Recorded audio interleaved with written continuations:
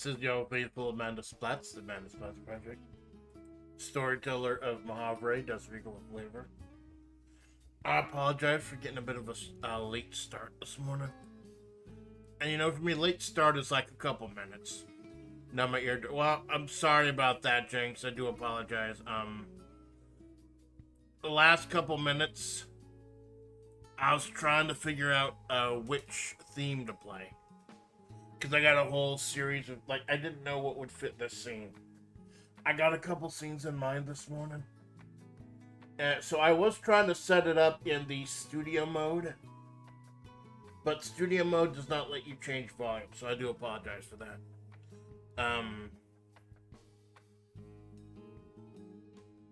So I have this morning, I have the exact opposite problem that I did last month. Last month, I completely blanked out on how I wanted to do things. This month, I have too many ideas. Too many places this thing could go. Too many ways this could go. So this, I hate to say it, this may be one of those streams where I don't talk a whole lot and I just type. So I can just like get these hundreds of ideas I have down on quote-unquote paper and go ahead and hammer them out. So we are continuing the arc of Leona Perdido-Armstrong, a jacked Latina from New Orleans, a bounty huntress who is looking to avenge the death of her dead partner, who was called out there into the darkness and died. Amanda is the one who found her body and the car she left behind. One by the name of Cassette, who used to work at the old courthouse with Sheriff Methrol, aka the Justice, and J. Mossberg Malgraves. And Cosette's family was so happy that they could give her a proper burial that they just gave Amanda the car, not knowing that Leona had stashed a whole bunch of like guns and brass knuckles and stuff in there. So that was the first episode. I actually re-listened to chapter 1 before coming on today, because it's not only useful for the people, like, that's one of the big reasons I read the full story at the end. Not only for anyone who missed the stream, not only for anyone who needs to get caught up, and it's not only for my own cohesion, it's so that if I need to reference it, and I usually do for continuity and stuff, especially since I'm doing a 3-act thing, I can just skip right ahead to the last break and look through. It is very useful, very nice, very evil, very nice, very evil, very nice. So I'm just letting the cold medication kick in. Not cold like I got the Cadryson because my sinus has been fucked up. Like I don't go out a whole lot because when I do, it's just this yellow green shit everywhere. I fucking... Like, that's not part of the Mahavre and the Mahavre project, because I don't know if the actual Mojave Desert would have that. Or any climate like that. Nah, the pall over Mahavre is eldritch filth.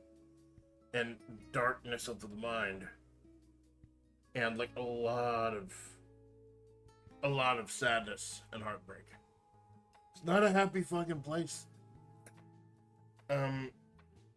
So chapter 1, Amanda met Leona.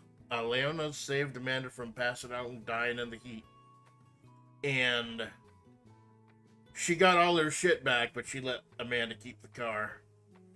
And the biggest thing that Leona wanted to get back was the security footage from the camera in the car that showed that poor little Cassette, the poor little fool, on a fool's errand. She went there looking for someone who was being beaten domestically, trying to save them, and ended up getting swallowed up by the darkness. Or she would have if Amanda hadn't stopped by and kept the things at bay. Poor little Cassette still went mad and still died. but at least she wasn't devoured by the things in the darkness. So Leona gave her credit for that. So they're starting off on fine enough terms. Like, maybe not friends, but... Because Amanda obviously doesn't have a lot of friends. Bun Bun is gone. Juliet now works at the motel, although she's only being nice to Amanda to get in with Alpha, who she doesn't know is Amanda from the future. Everything is fucked up. Everything is fucked up. Everything sucks and everything's horrible. But it's a fun read, I think. So, I was thinking the next chapter, part 2. Not only do I want to do these 3-act plays, but I told up on Twitter recently, I think I know how the rest of the story is going to go. If I'm writing 1 chapter a month, I think I know what I want to do. Like, the future arcs I want to do and everything. With recaps and character developments and what I want to do. I think I'm good all the way till next year. Usually I don't do this. Anyone who watches the channel knows usually I don't plan things out ahead. That's why I say, like, I love if you love my stories, but maybe the way I write isn't for everyone. Because I don't plan out a lot of shit ahead of time.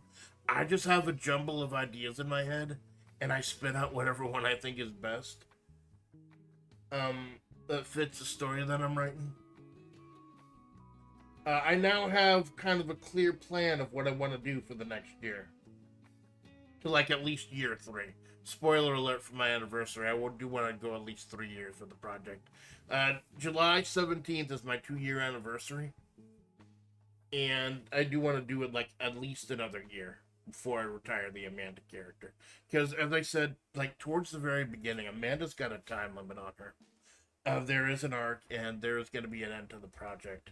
But even after Amanda is gone, after the protagonist is gone, the author still wants to stream, whether it's as Amanda or as something else. I brought up Zedeki's show, Coffin Joe, previously on this channel. He's like this horror character from like, I think Brazil or Portugal. He's a character in the horror films, but then kind of became an omniscient character and a narrator in other films. And I also thought doing like a Coffin Joe type of thing with Amanda once the story was over.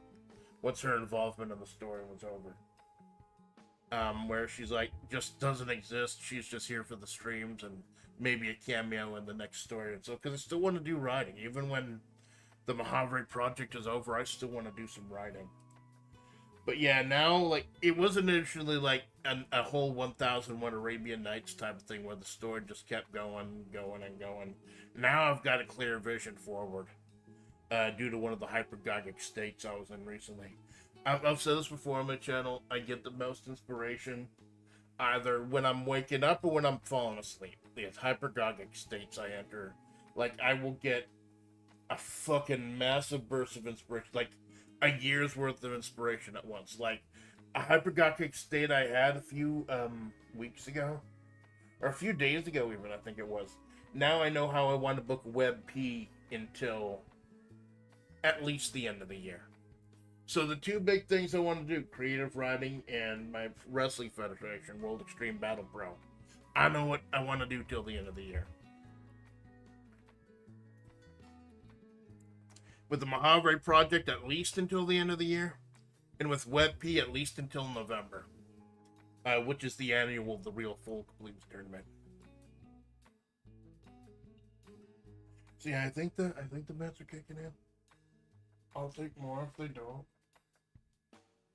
I fucking hate those little things though. The instructions on the medication boxes. Like, I hate how tiny they are. I'm an old hag, man. I'm an old fucking hag.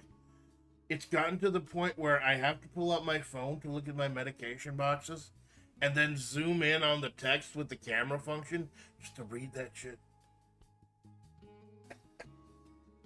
I gotta word the sound of the stories about the old hag falling apart. But until I do, I mean, I hope I'm around for another year, but I just in case like something happens to me, like I get hit by a bus or something, Or like a nuke drops on me, like a Christ Dillinger walking in the club with the nuke, it falls out of his pocket or something.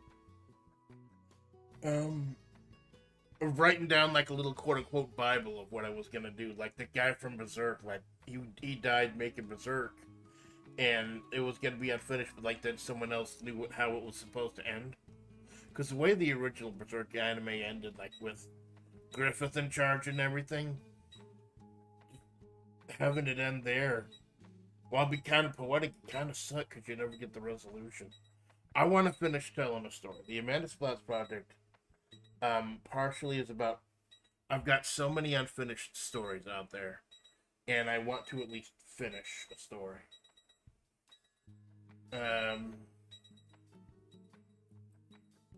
And now I have a way forward with it. And I do thank you for being there with me through the whole fucking thing. I'm not going to guarantee that the story's going to end next year, but I see a way forward. I see a long-term plan, which is something I have problems with, like both in the writing and the pro wrestling, getting a long-term plan. Now I have them for both. So thank you to whatever waking, like, I guess that's part of the reason why I put in the Lovecraftian elements also, is the concept of ideas coming in dreams or waking or sleeping states. That does happen to me. Like, if I'm sitting there trying to concentrate, like, I don't get a whole lot. Like, if I just fall asleep or wake up, come in and out of a hypnagogic state, it's like, that's when it all hits. So I'm planning on going a little bit longer, because I don't, like, I'm going to do this from now on. Whenever I have WebP or creative writing, I'm not going to book a stream later that day. So I don't have to worry about rushing up, hurrying up. Streams can go longer than 4 hours, 5 hours, if necessary. So, like, after this, I'm just going to start working on WebPnet for next week and just get ready for stuff. Maybe grind a little in Sledding Game if I need to chill out. Sledding Game is just so cute. Okay, so we are up to the second act. The first act, the inciting incident, confronts the main character, the protagonist, Amanda. Was meeting Leona, and Leona getting her shit back from the car. And there's the dramatic question, generally framed in terms of the protagonist's call to action. Will she find out who killed her friend Cosette? Will Leona find out who killed Cosette? Will she get revenge for who set her up? Okay, now the second act. I'm looking at Wikipedia. I've had this page open for several months. I have this tab open. Anyone who watches Malone, I don't have nearly as many fucking tabs as Malone does. I've got like 15 tabs open, and half of them are just YouTube videos I haven't watched yet. I'll probably just download those and watch them later. Give them a preemptive thumbs up and peaceful comment. So this is going to be the second act, and I want to have fun with this one. I want to get a little crazy, but I want to do a little exposition too. That random connection to Azathoth that the story progresses. There you fucking go. Azarath Metrion Zinthos. No, that's some other shit. That's some other shit.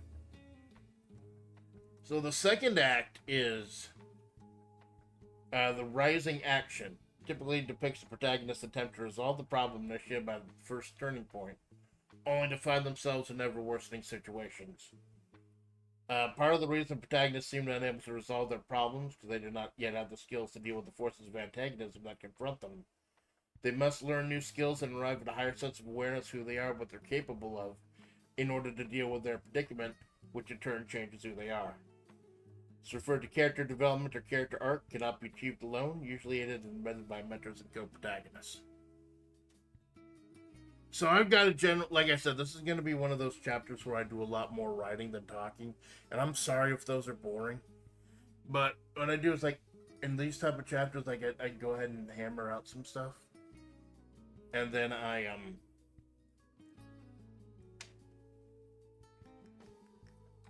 and then I read it back, see how it feels, maybe take some feedback, take ideas if anyone has them, and just do the fucking thing. So the thing's about to be did. Let's do it.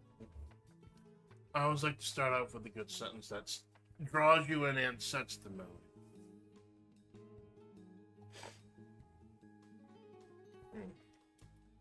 I wanted the second act to take place a little bit after the first act, so that we forward ahead to, so we can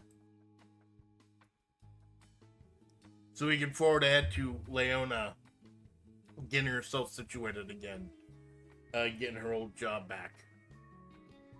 Although I don't know if she'd want to do that alone. But we'll explore. We'll get into her head.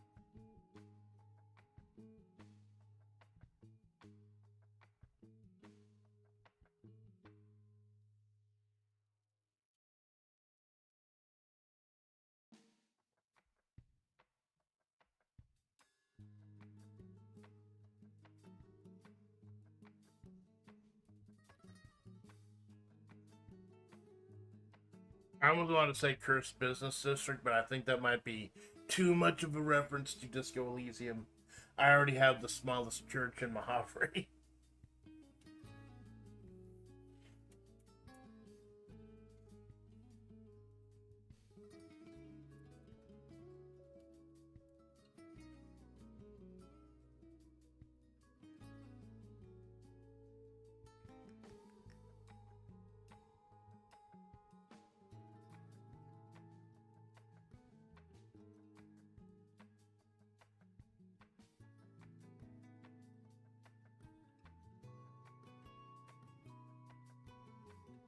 Since both Amanda and Leona are gonna be like in the story, I feel like they'll be hanging out a little bit together. Why not? And I wanted to use the fact that I'm it's the author, by the way. If for anyone who's new to these streams, the author behind Amanda Splatts is the one who always does the wrap-up shows on the creative writing. I do the voice and the physicality of Amanda because she's the protagonist right now. But I figured like this would be in real life, the whole Old Town thing about my job changing, like had to take the old shit uprooting my life. It's more metaphorical. So I figured like in Mahavra I could do it, make it physical. Like she actually has to move to Old Town for a little bit to take care of stuff. Because Desert Salt LLC is like a mining company, desert salt mining and selling and shit like that. And I think if if Leona's got shop set up in Old Town, that might be a good idea for them to hang out a bit because Amanda's not going to be at the Motel California for long. Time passed as it always did, regardless of tragedy. Leona, still coming to terms with the loss of her bounty hunter's partner and close confidant Cassette, set up shop again in Old Town, haggling back her old office before expending all her emotional energy setting up shop again and removing Cassette's name from things. Amanda, for her part, saw more of Leona than she planned, as she herself was set up in an old, broken-down motel in Old Town, her life having been uprooted by Desertal LLC for an undisclosed amount of time. Fate would put the motel next to the business district where Leona's office was, and the two polar opposites saw more of each other than they planned on. I think that's a nice recap. Like, when I do a passage of time in the story, and I think I've done a couple before, I don't want to, like, just dump everyone in the future. So I think that's enough exposition to say that, you know, a little time has passed since the end of Act 1.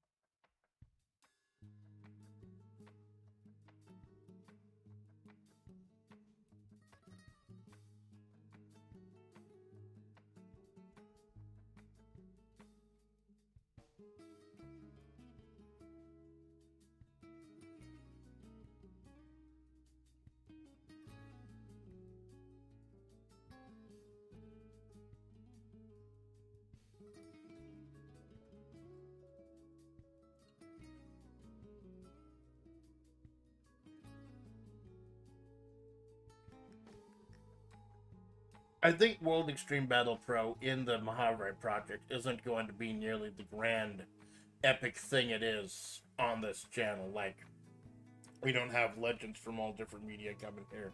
I think in the Mahavri project, it's just going to be like a little indie fed. Like, she's not meeting Geese Howard and Bridget and the G-Man in the Mahavri project to want to bring in IPs that exist.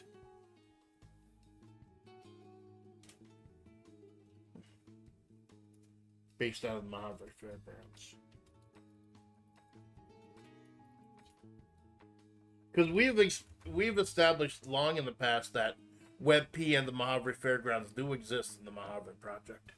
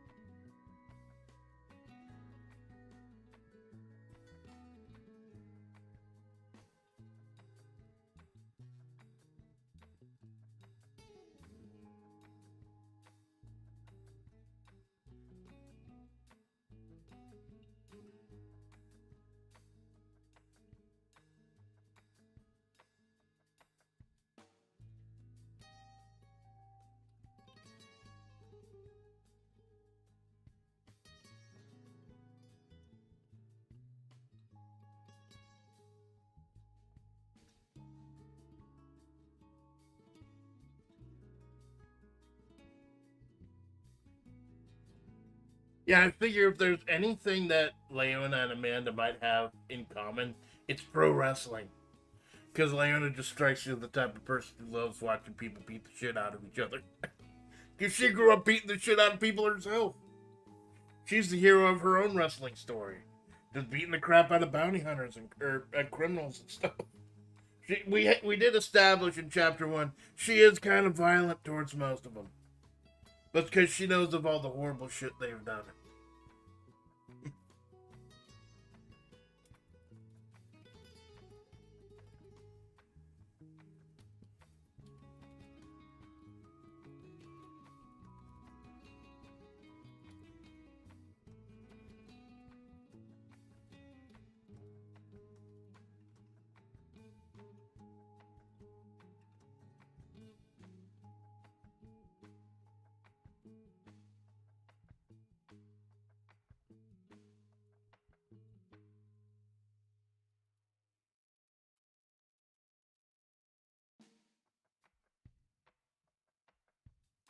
Although the two are opposites, they share more than enough similar interests to keep their conversations fresh.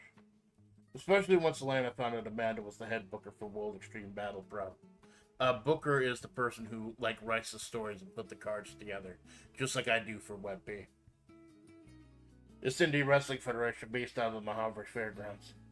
Leona was shocked, for example, to find out that wrestling was scripted, as Amanda put it, as she refused to use the word fake. I do refuse to use the word fake because people have died in that ring for real. And to call it fake would kind of disparage what they do. Initially, Leona aware that this forbidden knowledge would hurt the love of the sport she grew up watching. But as Amanda taught her about booking, long-term feuds, and the challenges of being a booker, about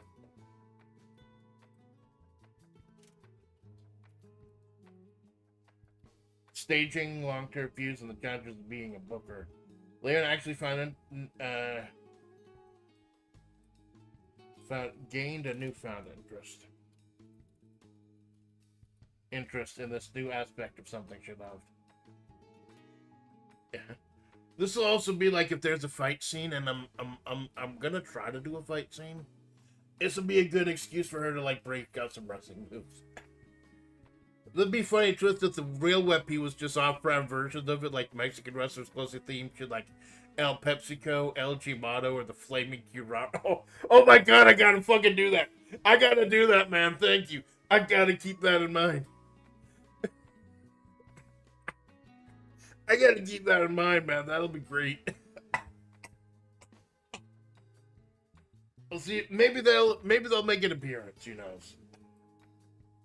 El Brigitte. Yeah.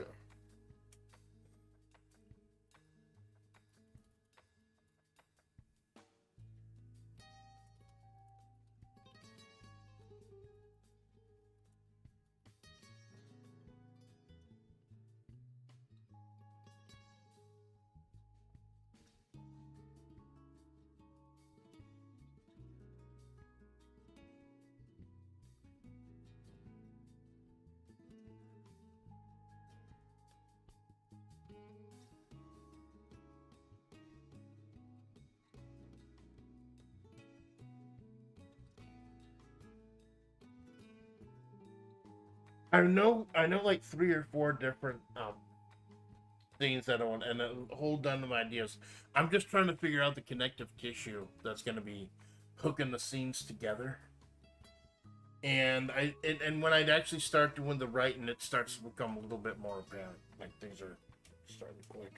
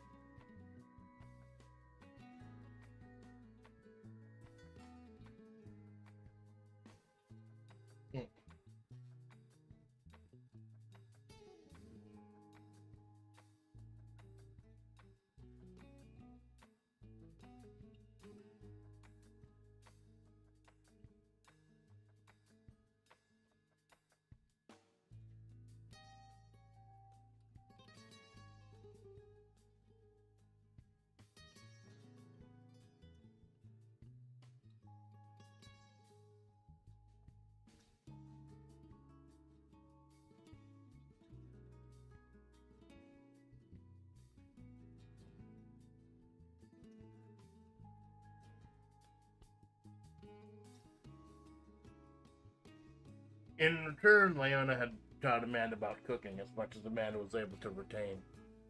Being born and raised in Louisiana and having done a couple of tours overseas, Leona knew just how to get a serious kick out of the rather bland diet Amanda usually set out for herself. When Leona saw Amanda's fridge was full of blocks of cheddar cheese and Dr. Pepper, she nearly hurled the fridge off of the third-story balcony of her apartment at the Motel California. Now, obviously, that's an exaggeration. Not by much. As it was, Amanda found herself digging into a bowl of rice, beans, and shrimp that was making her sweat more than the desert heat ever did, as Leona sorted through her Jeep's trunk's false bottom and all the guns she kept secure there.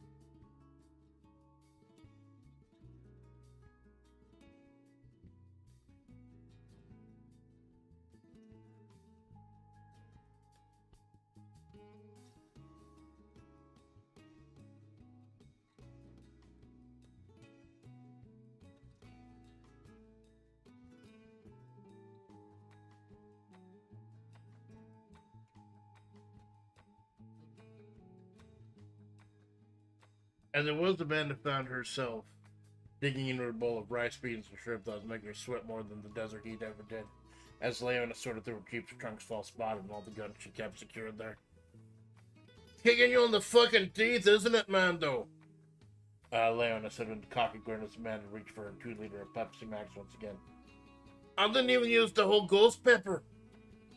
Amanda coughed, trying to play it off as she wiped her mouth on the sleeve of her Hawaiian shirt, seeing Leona set up a few more discarded Pepsi cans. The smallest church in Mojave looming in the distance. The two had met there, so it made sense to Leona at least that they'd hang out there. Hey, you could have fucking warned me, man. Where's the fun in that? Leona replied cheekily. Yeah, these two are gonna have a little fun together.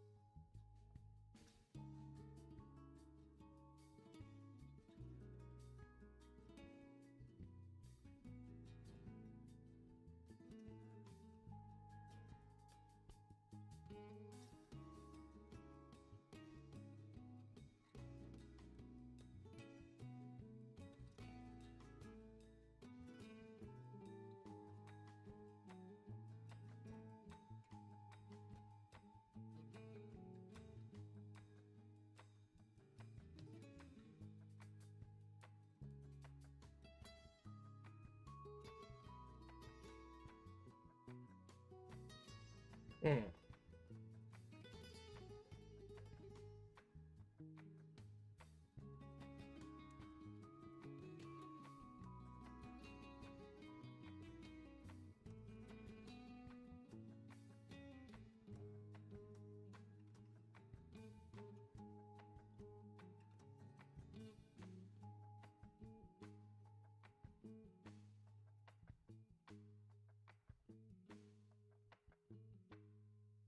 Yeah, where's the fun in that? Leona cheekily replied. Ain't it turning you out of the salt mines? It's kind of a gray area, Amanda replied cautiously. The place we put me up in is kind of a shithole, but I know it's all they can afford here. It's a real skeleton crew here. Every single body they got here counts, so at least I feel like what I'm doing makes a difference. How about you? Got any new work? And not a lick. Leona growled as she sauntered over to Amanda, taking a big spoonful right out of Leona's bowl and wolfing it down.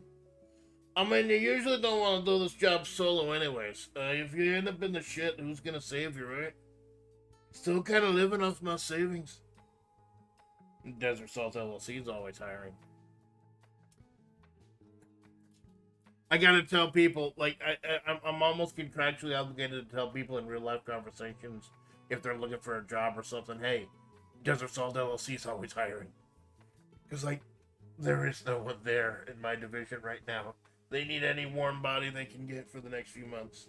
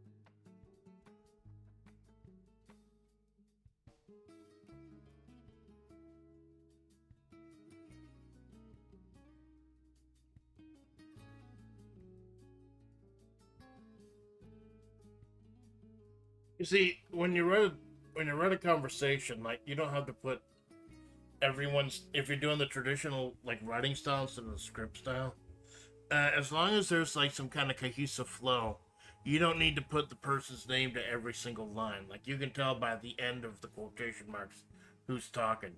But you've also got to be careful that you do make sure to spell it out.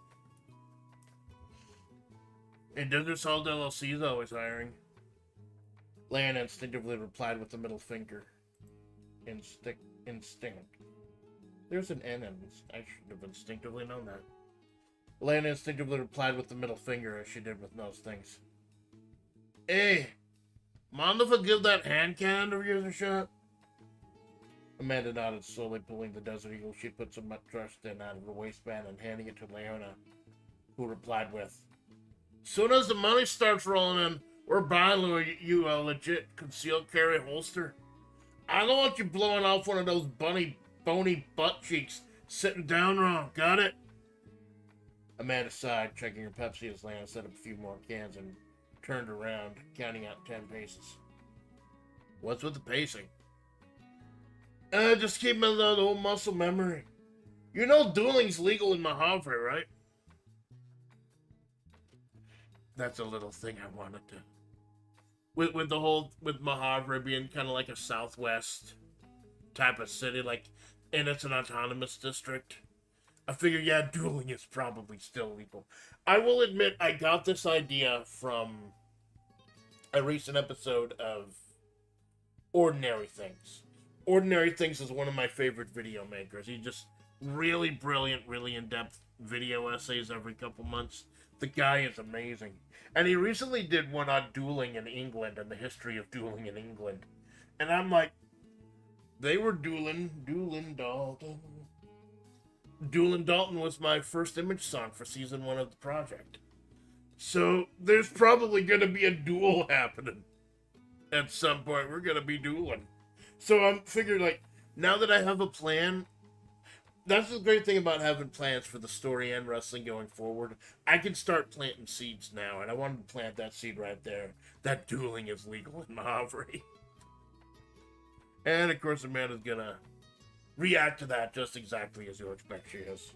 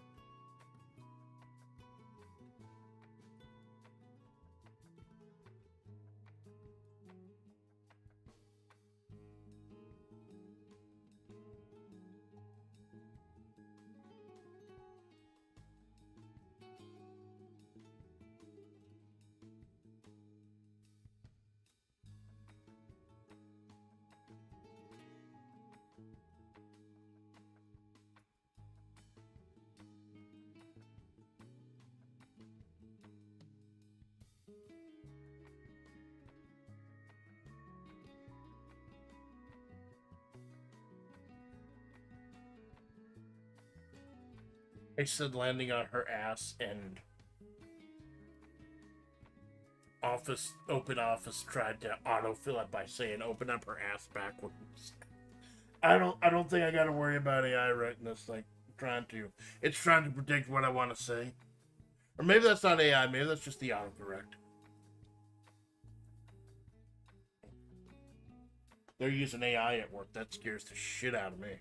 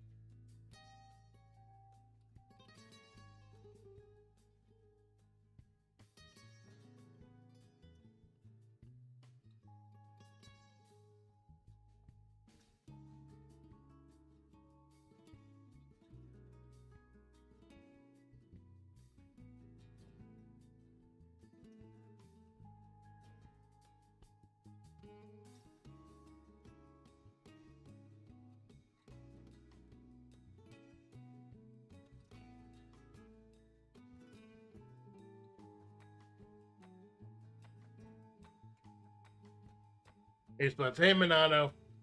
Hey, nice to see you stopping by, man. I will warn you, like, it may take a bit to catch up. We're kind of in the middle of three-part act, so there's a lot of stuff that's like previous reading and stuff. But thank you for stopping by, man. I've been perusing what's on sale on Steam, trying to see like any possible collab stuff we could do. Although I don't think I'll be able to buy anything for a while. If any guy trying hard to reset my circadian clock, that's always a fucking problem. I'm either going to bed at 2:30 or waking up at 2:30. Of course, that's not my circadian rhythm. That's more like my spine collapsing again. Like if the discs settle in a certain pattern, I'm up for the night. I'm up for the fucking night.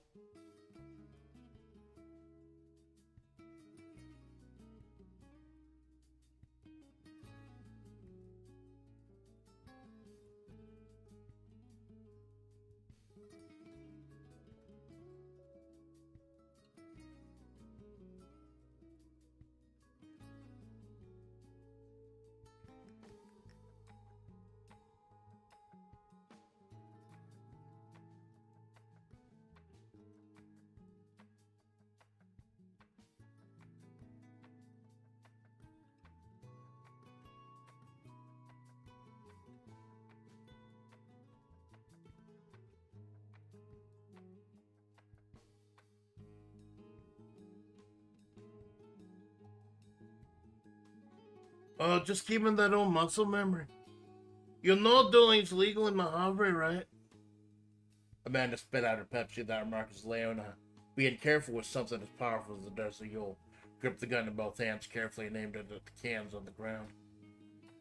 I knew this. I knew this place was ass backwards, but that ass backwards? Leona chuckled. I mean, yeah, there are rules and regulations, but two consenting adults in Mojave can try to blow each other's brains out. At least last time I checked. Leona pulled the trigger on Amanda's Desert Eagle, and immediately went flying a foot back, landing on her ass as all three cans were vaporized, as well as a good chunk of the desert sand. Kicking you in the fucking teeth, ain't it? Amanda said mockingly. Leona replied by brushing herself off and rushing back over the revived roadkill. Where the fuck did you get this gun, cabron? Leona asked. Cabron. You gotta roll the R. Cabron. Got it from Naito. Los ingobernables. Ingobernables de Japón. This isn't a Desert Eagle. I've fired a Desert Eagle before. I've shot a man in the chest with a Desert Eagle. It was nothing like this.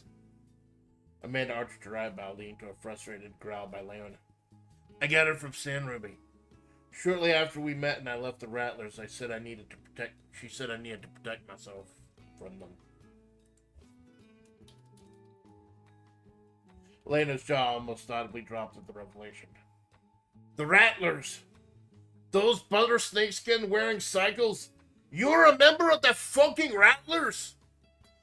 And so I'm able to use this scene to do a little bit more exposition, and I think I can use the exposition to lead to the next scene I wanted to do. I want to try to do a bit of the fight scene, but I need to set that up. Like everything, I need to set that up first.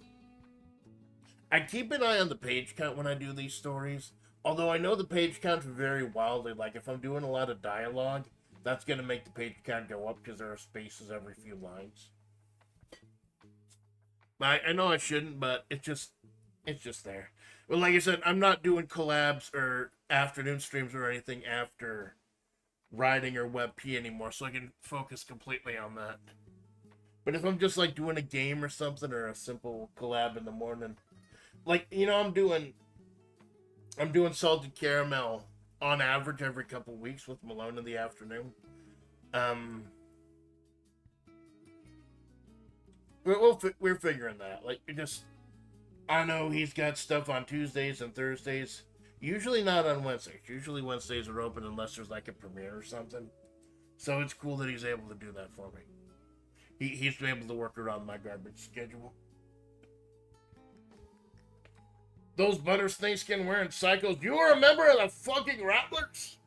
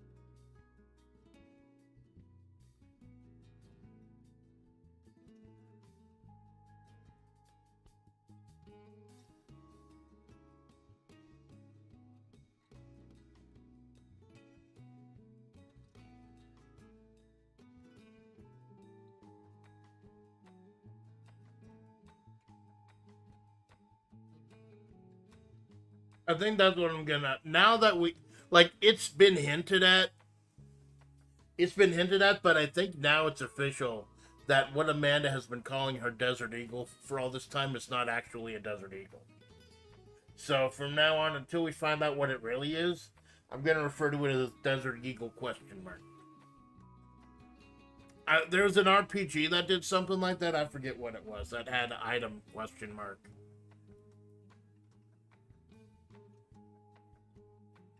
Amanda's face fell, her expression dropping and her mind's eye retreating to the point where even Leona's mood softened a bit. Yeah, and as you can tell, that's Magician and Moon on the left. Amanda, Leona's jaw almost dropped audibly at this revelation. The Rattlers, those butter snakeskin wearing cycles. You remember the fucking Rattlers? Amanda's face fell, her expression dropping as her mind's eye retreating to the point where even Leona's mood softened a bit. Shortly after coming to Mahavre, I was the wheel for like 2 weeks. The devil lured me in, promised me the world. Moon said we'd sing and have fun together. Singing used to be my entire life. I wanted to focus my streaming activities around it, but can we talk about something else? Desert Vulture, that's a thought. That's a thought. There are still like 10 different tarot cards that haven't been opened up yet. Not if you want your fucking cannon back, Leona growled. Spill it! Amanda sighed, ragged as she closed her jaundiced yellow eyes. Devil was this Greek Gorgon woman named Fortune Faded. She promised me fame and stardom and resources. And she went schizo on me out of nowhere. Then Moon's true face emerged. Suddenly, any singing gigs I had got got undercut by her. Or she'd bring people like her new friends, Hanged Man and Magician, to harass me or the other bar patrons. Killed music for me for a long time. Leona, as a bounty huntress, prided herself on being able to read people. She grabbed Amanda's chin and tilted her head up, sitting roadkill and the sitting roadkill and the standing huntress. And Amanda's eyes flew open. Leona studied them side and slid Amanda back her desert eagle.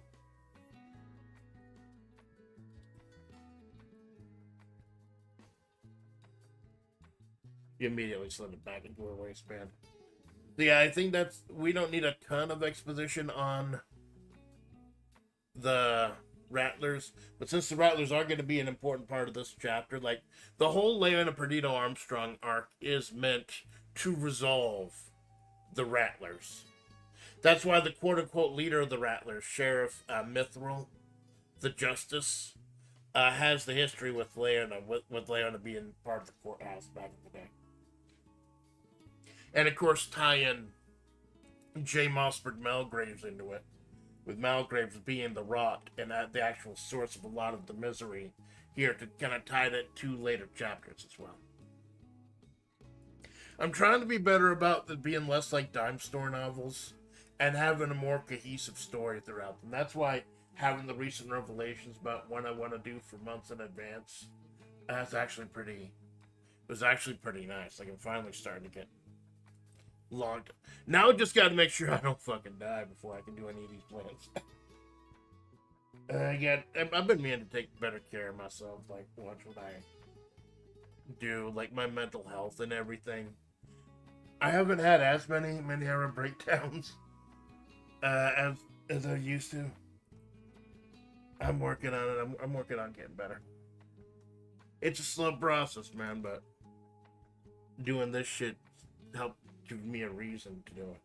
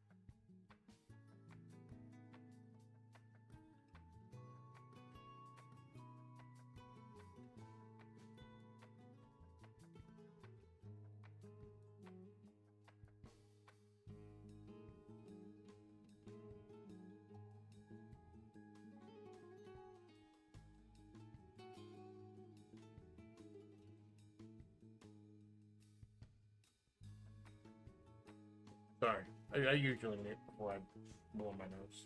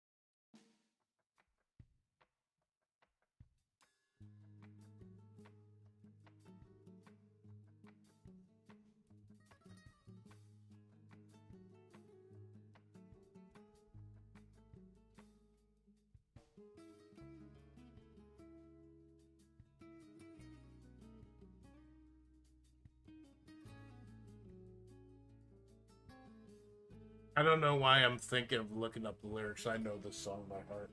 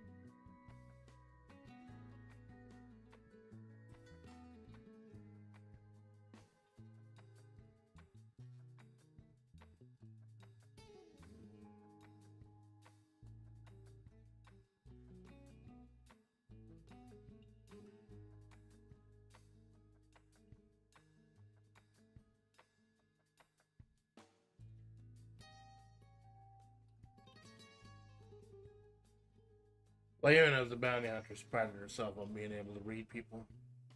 She grabbed Amanda's chin and tilted her head up, sitting roadkill and standing huntress, and Amanda's eyes flew open.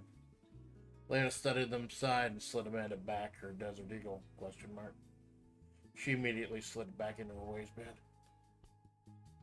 I cased the Rattler shortly after me and Cosette struck her down on her own, Leona replied. They wanted me to be the strength.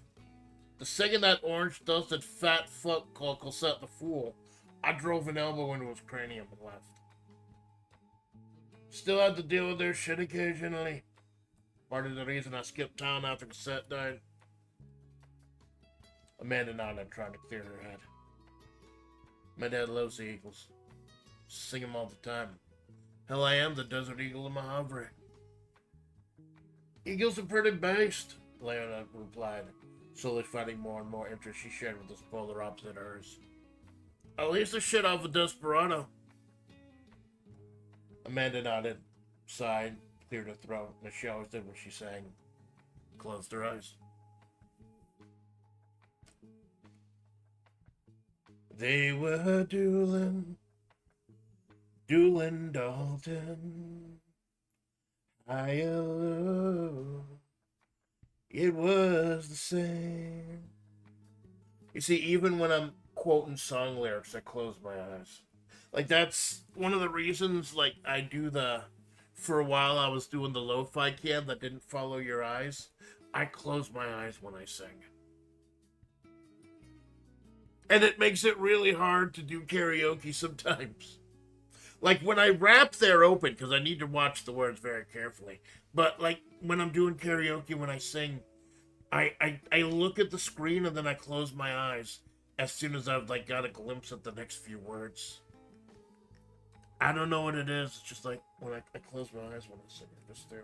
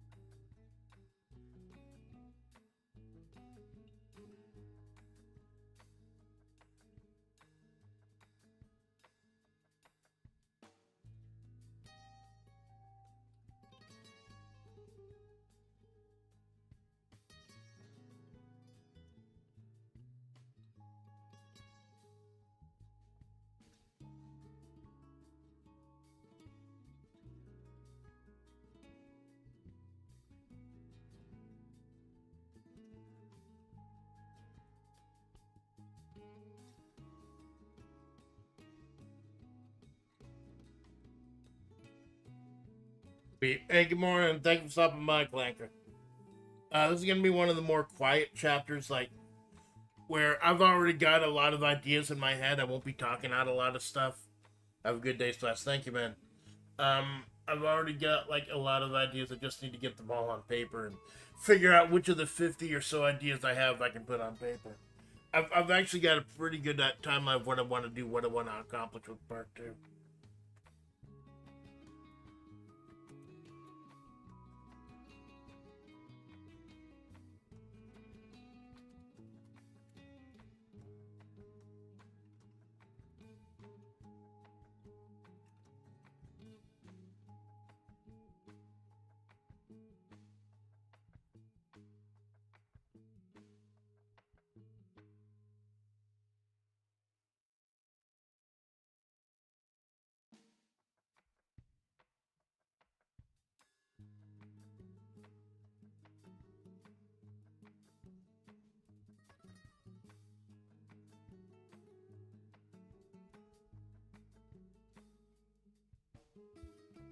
Hold on, I need to make sure that that's the right phrase. That's one of the great things about doing writing. I can keep a browser going.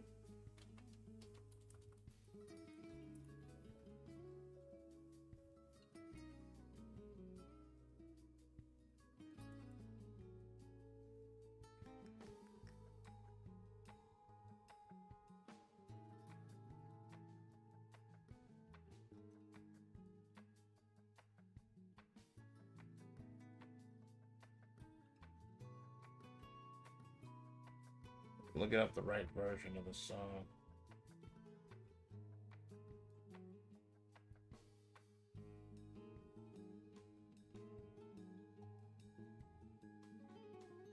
Yep, that's right. I got the right name of the right place.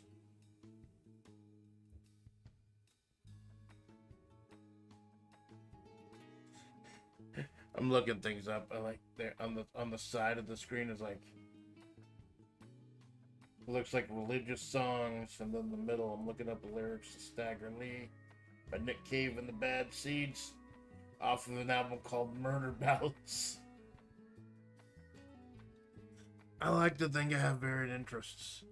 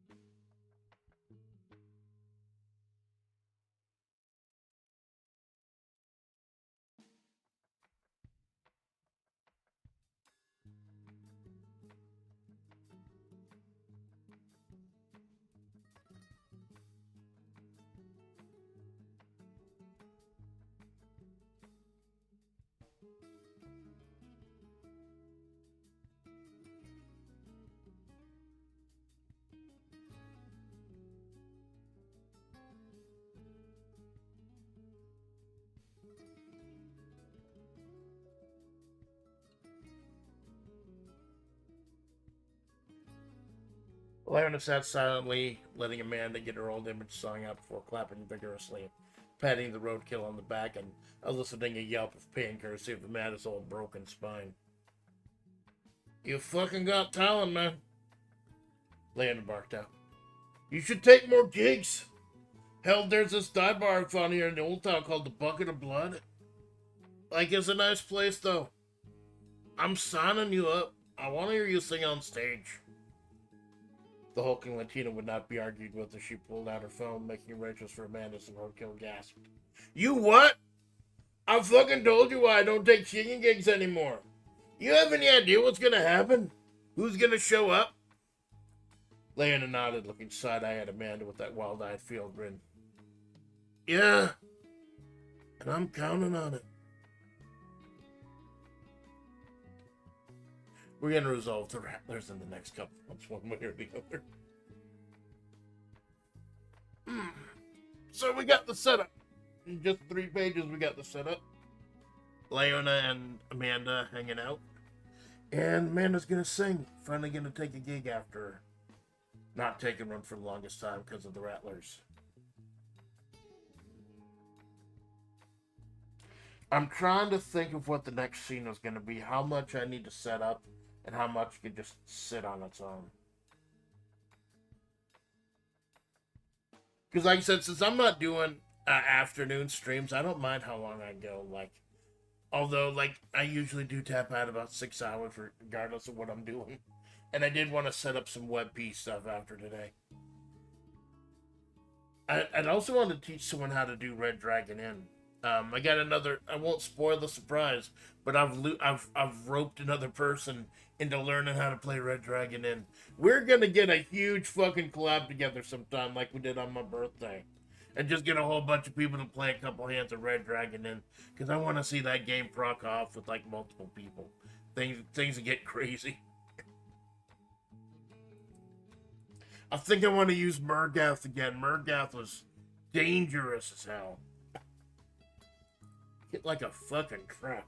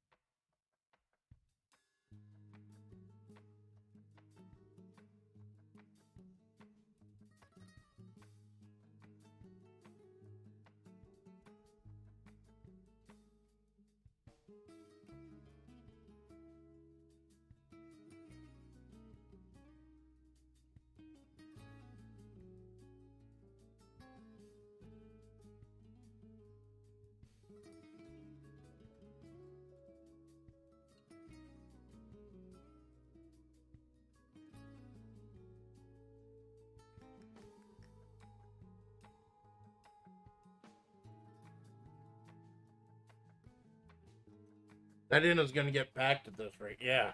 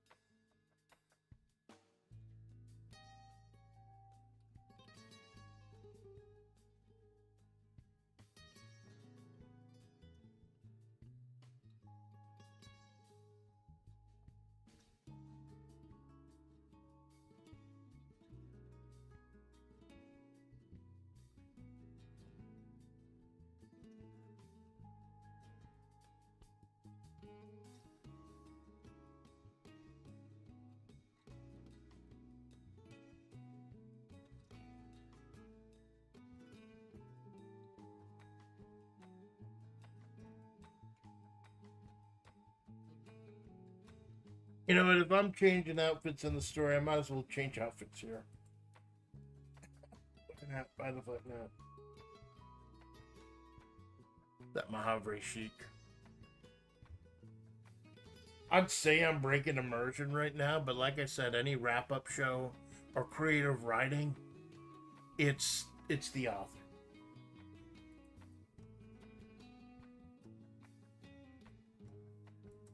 I use V-Magic Mirror, by the way. And I use V-Magic Mirror because it allows me to do this without the camera. Like, you see my mouth moving? It's moving because my head, it makes my head move and my lips move due to the sound coming from the mic. It's actually really nice. It's really low CPU. And when it does need to capture me, like when I'm doing karaoke or certain wrap-up shows with certain really low-powered games, like I'm not doing a like I'm doing sledding game this Friday for the wrap-up show, so there probably won't even be anything moving but the game. It's gonna be a long one too because I got 3 weeks worth of stuff to cover. I'm considering going back to doing it 2 days a week, but then I realized, yeah, there are gonna be weeks like this where I've only got 3 streams.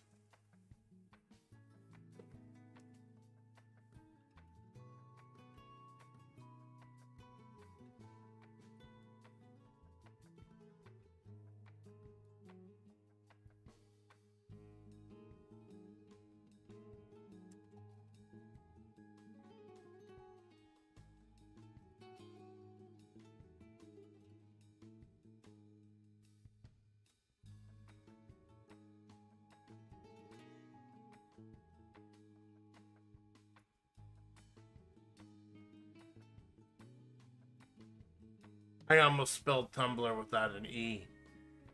Even without, like, even referring to itself as a drinking vessel. Oh, that's how fucked up the internet has got me. I instinctively spelled Tumblr. Tumbor. Not good. Not fucking good.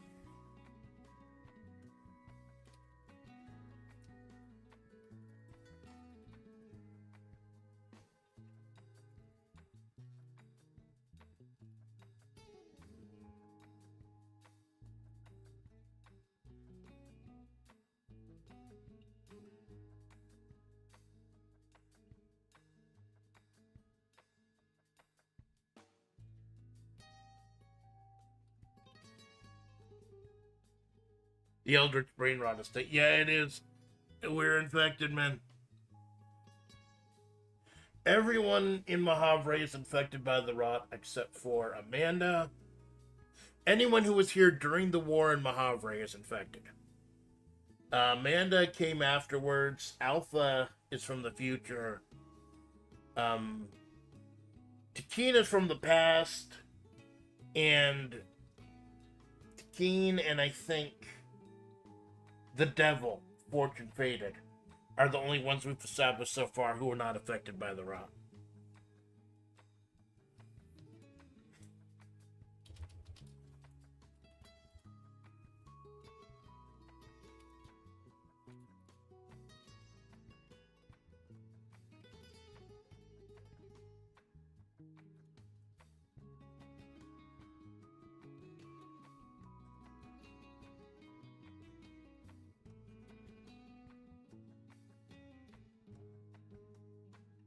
Curtsy. Oh, so there's no E in curtsying. That's fun. I haven't curtsied in a long fucking time, so I wouldn't know.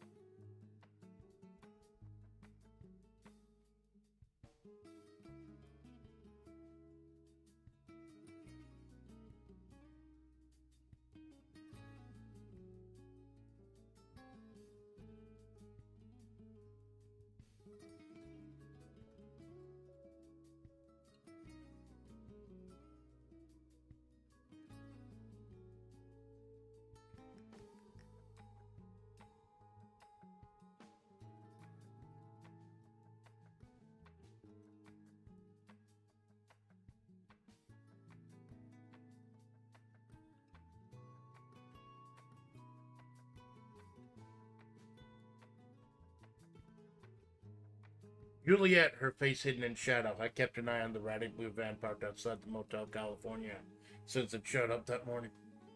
She had a half a mind to knock on the van door and ask what their deal was, but as former Special Forces herself, she understood the power of intel. I almost capitalized intel, too. Talking about the fucking computer.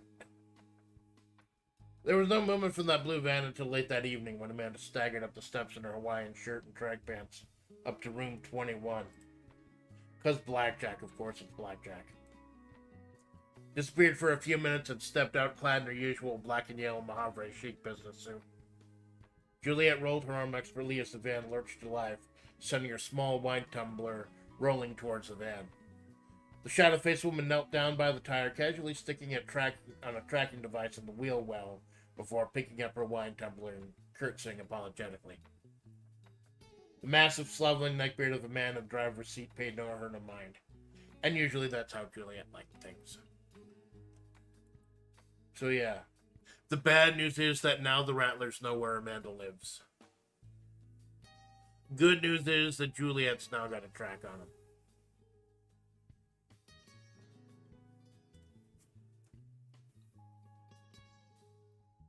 Yeah, I called the place the Bucket of Blood. It's a reference to the classic song Stagger Lee. About a dude who, stabbed the shit out of people and was a real fucking asshole. And then he died. I should probably sing it for karaoke sometime. It's a fucked up song and it's great. There are so many great songs about people who are absolute assholes. One of my favorite was Bad Bad Leroy Brown by Jim Croce. About a guy who was in charge and he's the big shit, and then he went after the wife of a jealous man, and the last line of the song is Leroy looked like a jigsaw puzzle with a couple of pieces gone.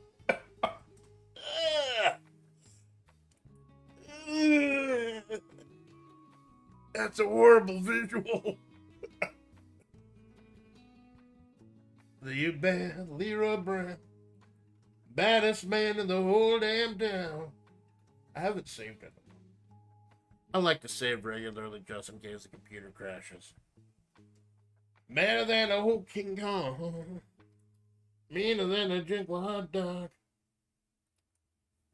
True.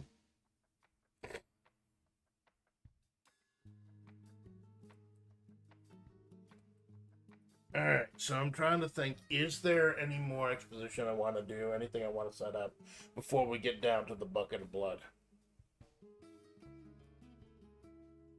Bucket of Blood, also an old black and white horror movie I saw a long time ago.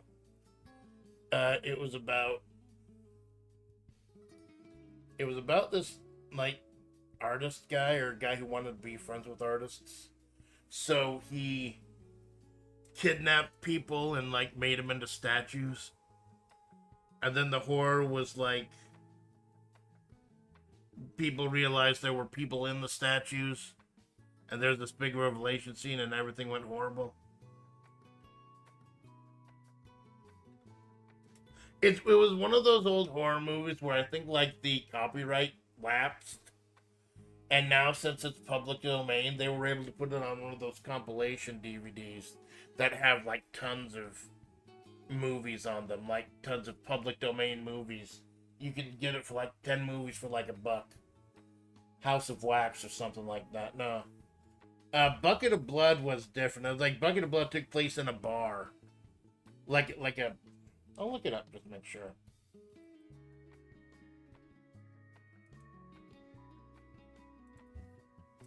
Movie, Bucket of Blood.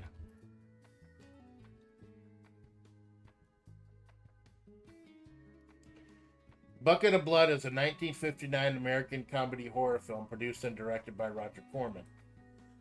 Per Wikipedia. It's a dark comic satire about a dim-witted, impressionable young busboy, Reed Autist, at a bohemian cafe. It was all about the beatnik culture too. As acclaimed brilliant sculptor when he accidentally kills his landlady's cat and covers his body in clay to hide the evidence. When he's pressured to create similar work, he becomes a serial murderer.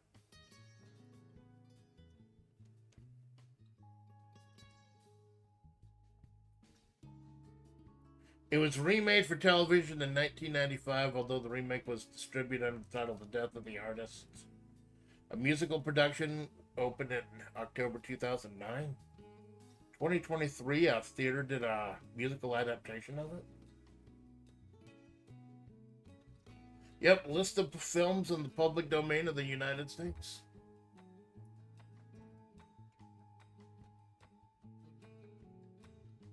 Bucket of Blood. Let's see if I can recognize it. Brain That Wouldn't Die. That was one. Carnival of Souls.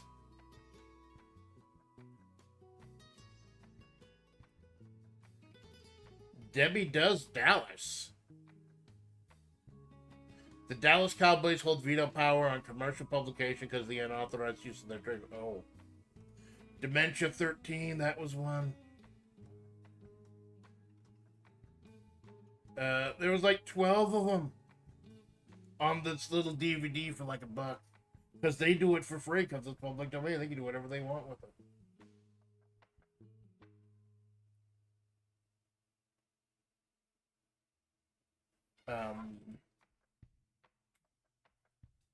Malice in the Palace, I think. Manos, the Hand of Fate. Yep. I remember Sandy did a watch along of Manos, the Hand of Fate. Wanted to do it on screen, but then the VOD gods. Debbie Does Dallas sounds like the name of a porno. Oh, you sweet summer child.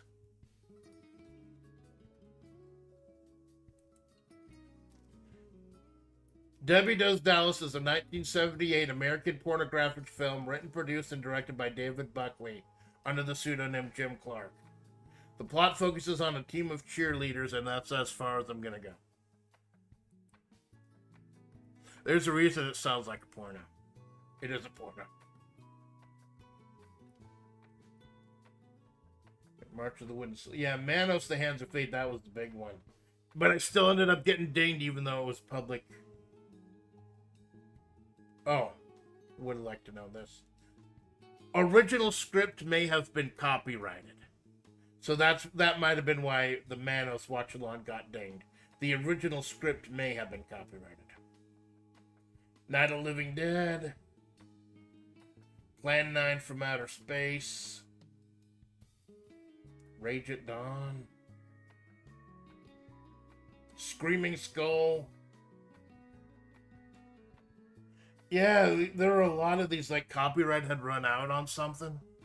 So they just slapped a bunch of shit together on a DVD and sold it for $1. And during the height of my depression, I didn't have television or internet. So I had to get a lot of information that way. I've found a new respect for, like, a lot of old TV shows and stuff. Because there were some TV shows that it was copyrighted run out also. Like, I got a 10-pack of episodes of The Cisco Kid for $1. And I actually watched The Cisco Kid. It's actually not that bad if you don't get by, like, the borderline, like, not even borderline. I think there was, like, some, like, racist personifications and stuff of the time period. Like, hey, Cisco! Like that, but it was actually really competent cowboy series on its own, too.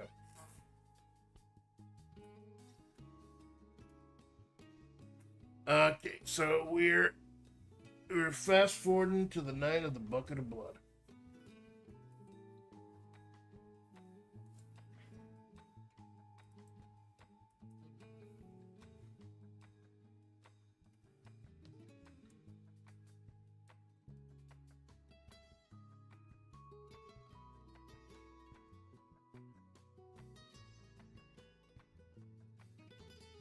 $100 how much is that in European units?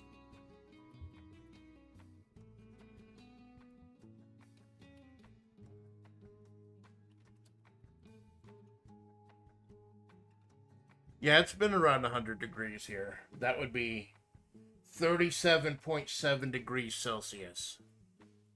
It gets here around that heat.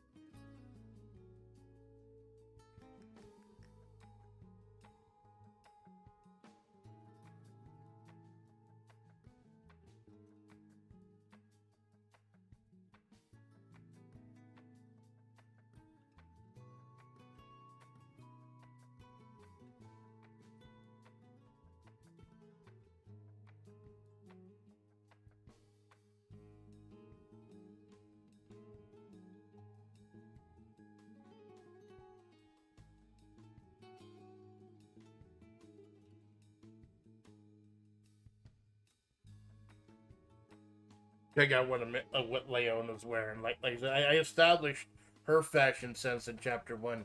She's wearing like a Vice City type of thing, like 80s type of suit.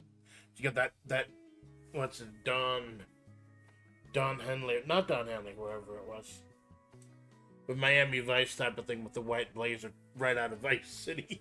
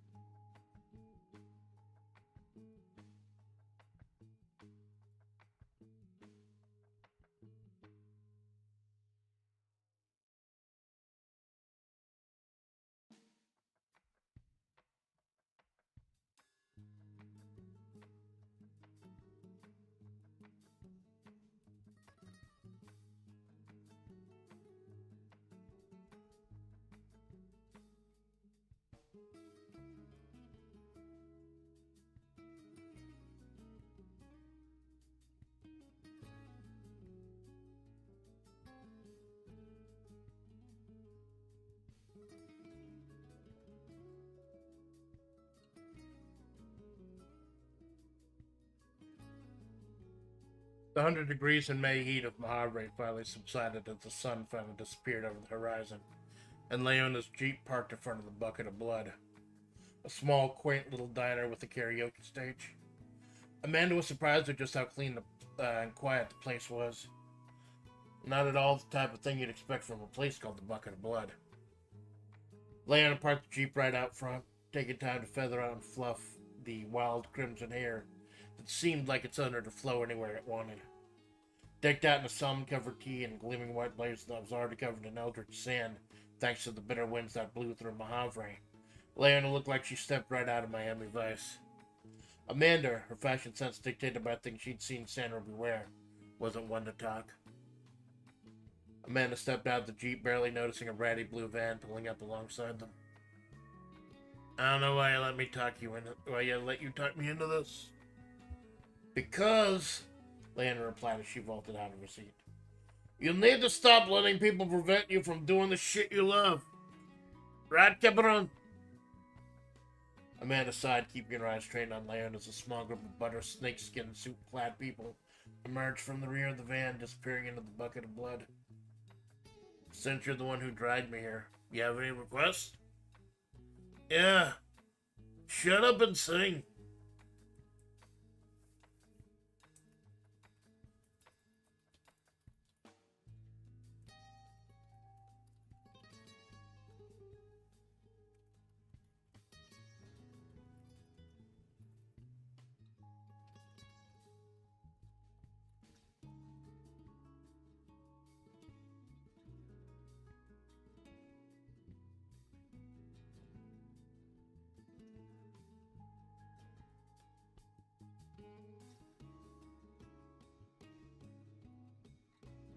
Yeah, shut up and sing.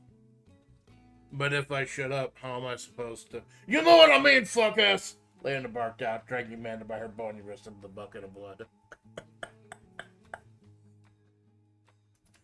I almost forgot Leona's catchphrase, fuck ass.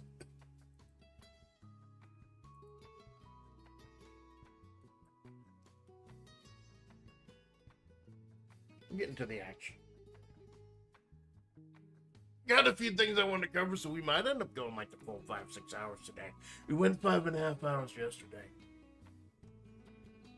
I have in the past made these chapters shorter and rushed things because I had collabs later in the day. That's why from now on, if I'm doing WebP or creative writing in the morning, I'm not doing a collab in the afternoon. I'm not doing anything in the afternoon.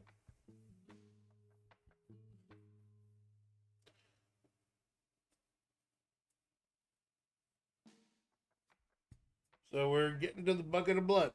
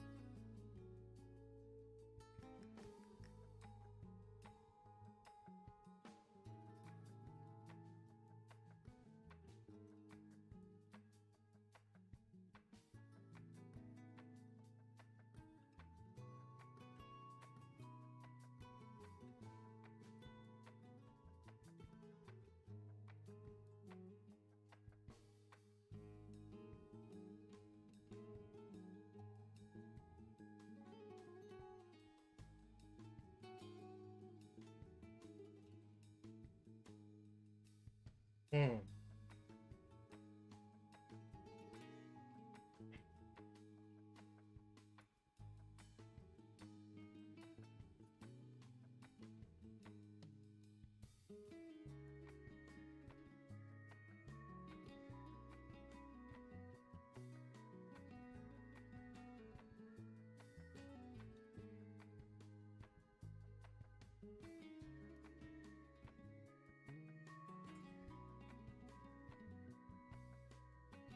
I gotta look something up on my Twitter. Some time ago, I posted a whole thread about the Rattlers with the real names, with some of their real names. And I did that because instead of having to look through all my posts, I could just click the media tab on my page and then scroll to that first picture of the Rattlers, and that'd be a much faster way to pull up that thread.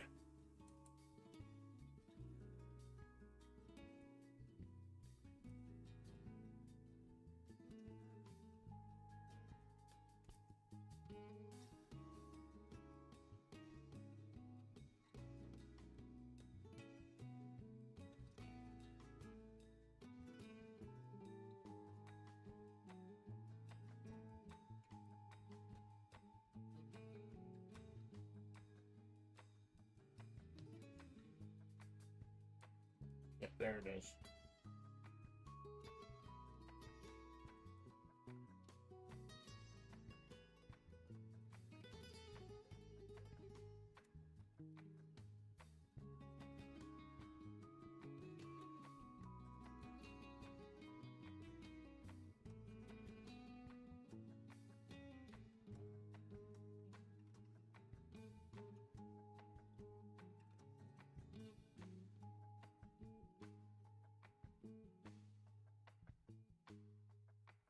Well, it shows each of the pictures of the Rattlers, so I could just like immediately pull it right up too. It's nice.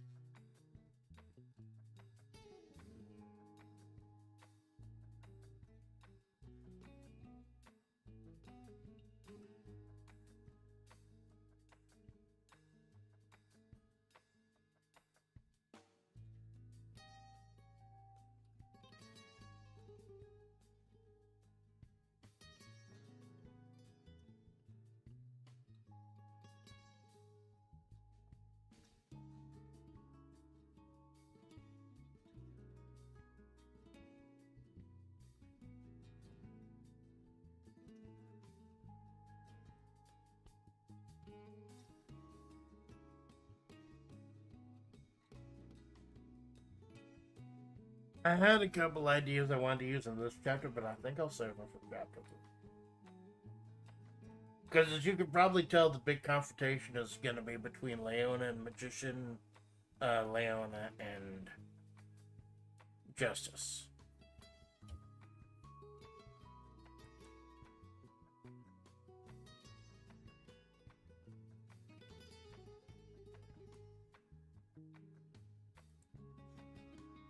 It was another quiet night at the Bucket of Blood. 3 elderly men played dominoes on one of the tables.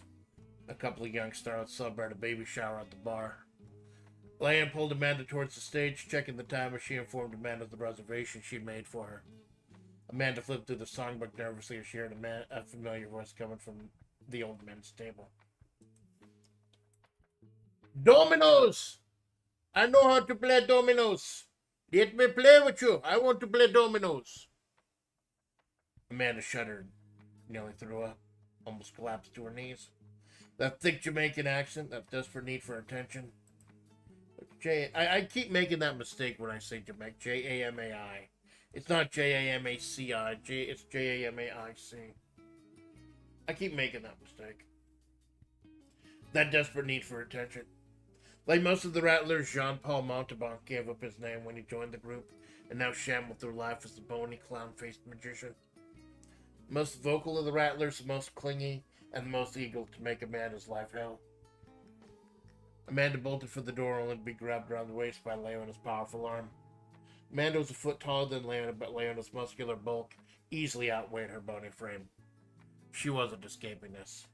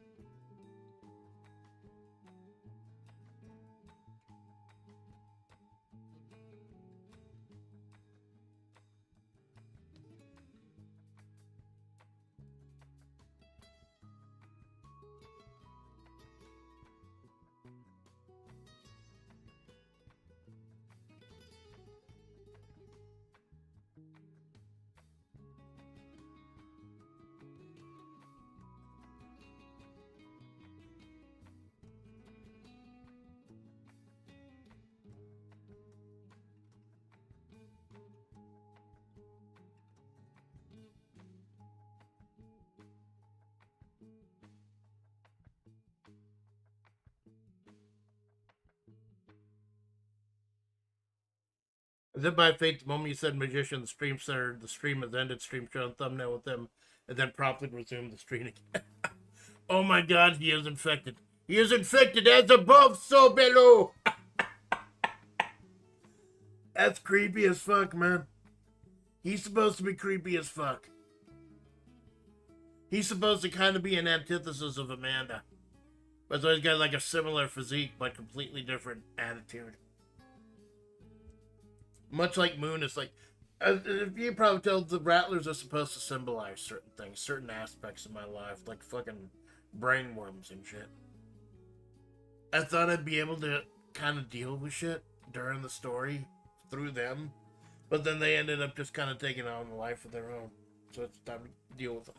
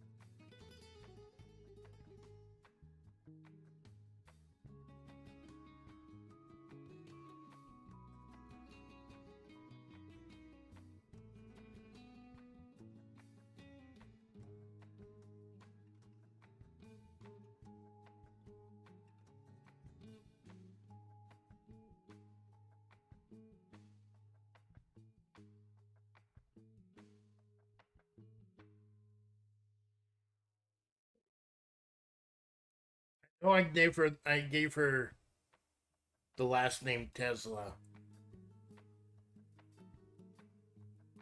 I think I gave her the last name Tesla. I'll give someone the last name Tesla. Yeah, Serena. Because it's Usagi Tsukino in the Japanese, but it's Serena in the English. Yeah, I gave her the name Serena Tesla.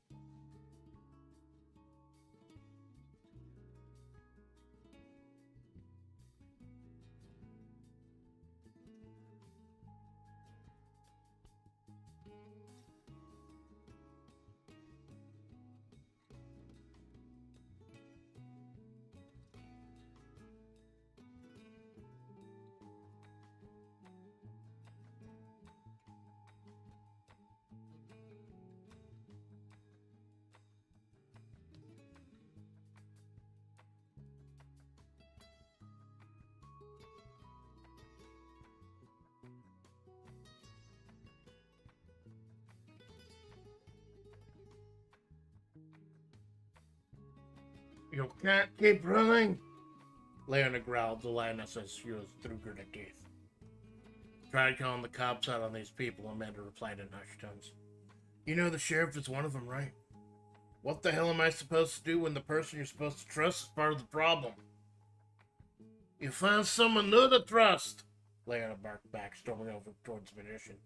You get on that fucking stage and sing, right? Amanda, unsure of how she was going to sing if she was ready to vomit out of fear, staggered to the stage. A stage that, oddly enough, was already occupied by a butter-snake-clad suit woman with blonde odongos in her hair, or meatballs if you prefer the dub, with a small metal voice box pressed to her neck. Hello, bucket of blood, said the deep voice streamed out from the device. My name is Serena Tesla. You can call me Moon. I'll be singing for you tonight. At the prospect of having listened to Moon sing for the remainder of the night, the baby shower promptly left, leaving the old man and magician, who promptly stood up and, seeing Amanda standing at the bar, overturned the table of dominoes and nearly killed one of the old men flipping the table. The magician stormed up on stage, grabbing the mic from a surprised Moon.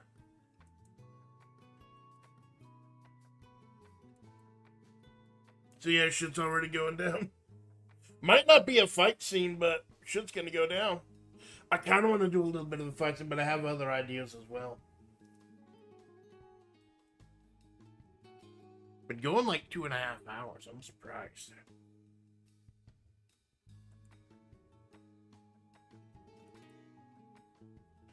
I've only got like four Dr. Peppers left. I gotta be careful. I'm not gonna get paid again until like Sunday. So gotta be careful. Got back to a surprise, but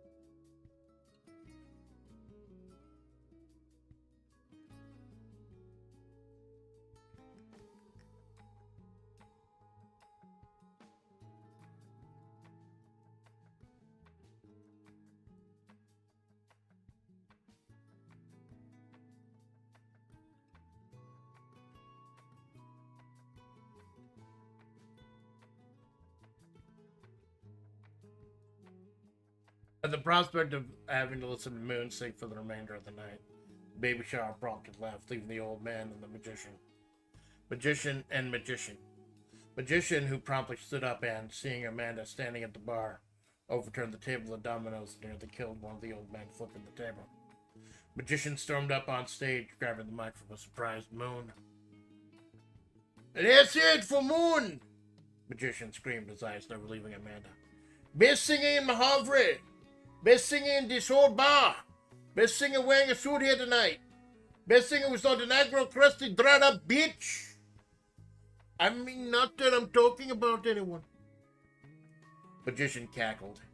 It was an attempt at a laugh, but more of a cackle, as Moon slowly took the microphone back. Magician never wanted to give up the spotlight and wrenched it away from the fellow anarchist, cutting Moon's hand with his thumbnail in the process. "I wasn't finished!" "No, you are, fuckface."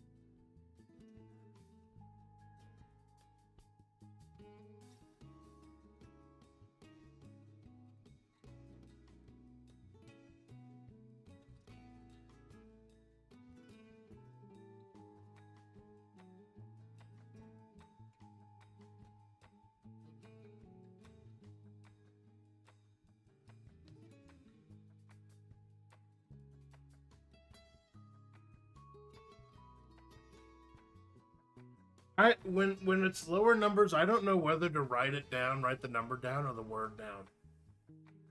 I know if it's like less than 10, you're supposed to write the word out.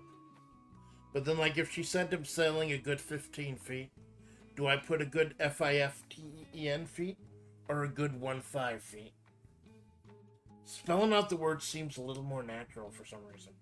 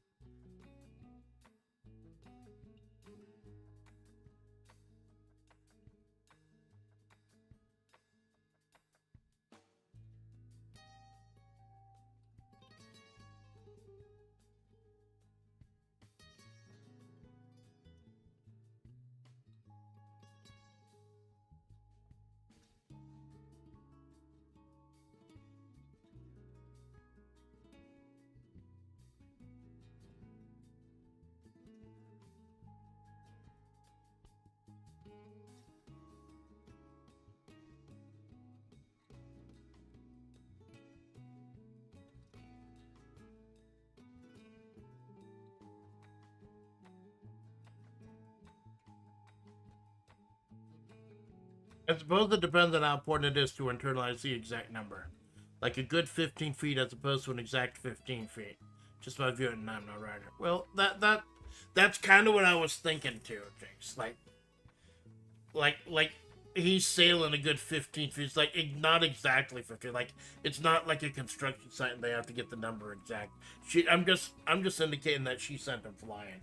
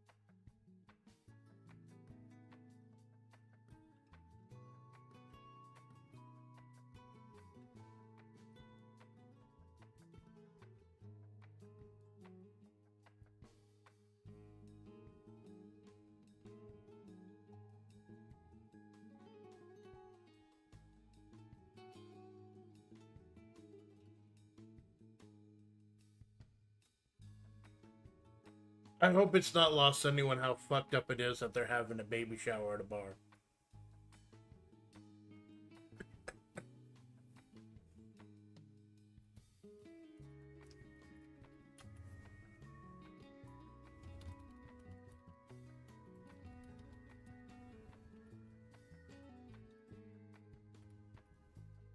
Chuckle fuck.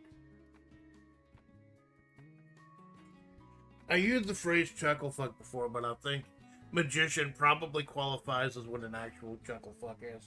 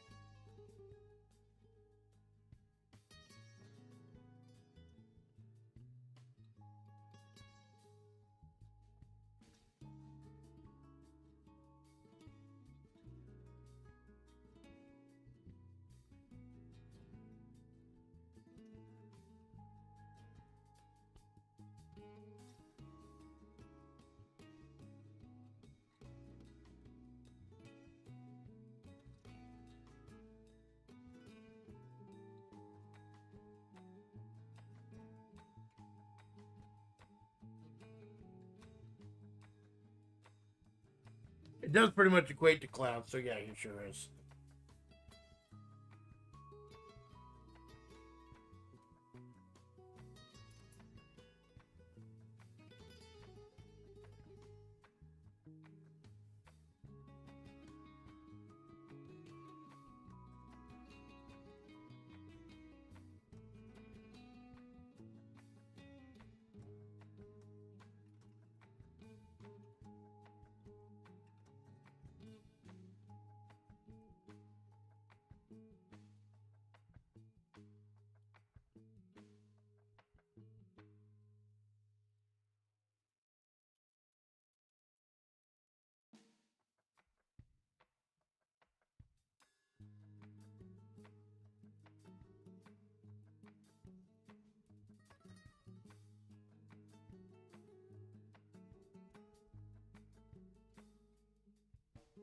What would be a good song? Something that's important to Amanda, but something that I might also fit the situation.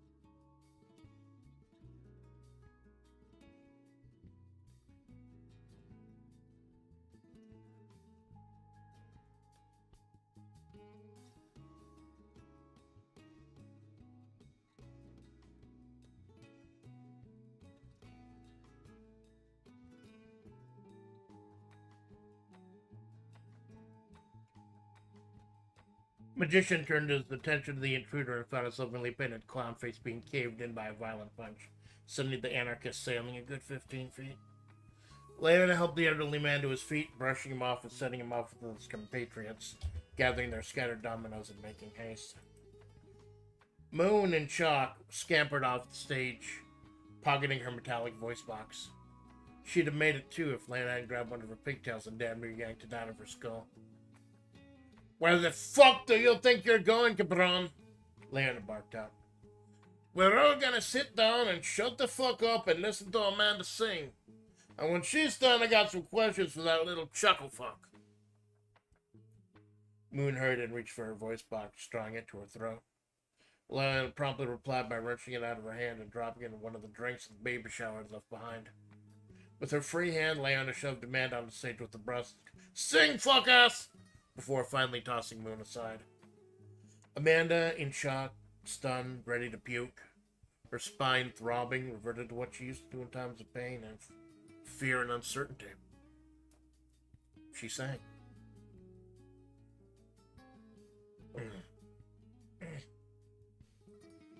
"I can feel it coming in the air now. Oh Lord, I've been waiting for this moment for my life. Oh Lord." Things seemed to be going all right. Amanda slipping back into her closed eyes trance, slipping comfortably into a song she knew by heart. It wasn't until she got to "No Stranger to You or Me" and the beginning of that legendary drum fill, that magician stormed on stage and immediately beatboxed the drum fill into Amanda's microphone. I didn't know what song she was gonna sing up there. Then I just remembered that legendary drum fill. You know, I remember a couple of years ago, and I did this on I think I did this on the Twitter, to celebrate the new year. They said that if you play In the Air Tonight at like 23:50 something and something seconds, that if you play it at that exact time, that the moment you hit New Year's Day, midnight on the dot, it's the drum fill. I did it once and it worked. It worked.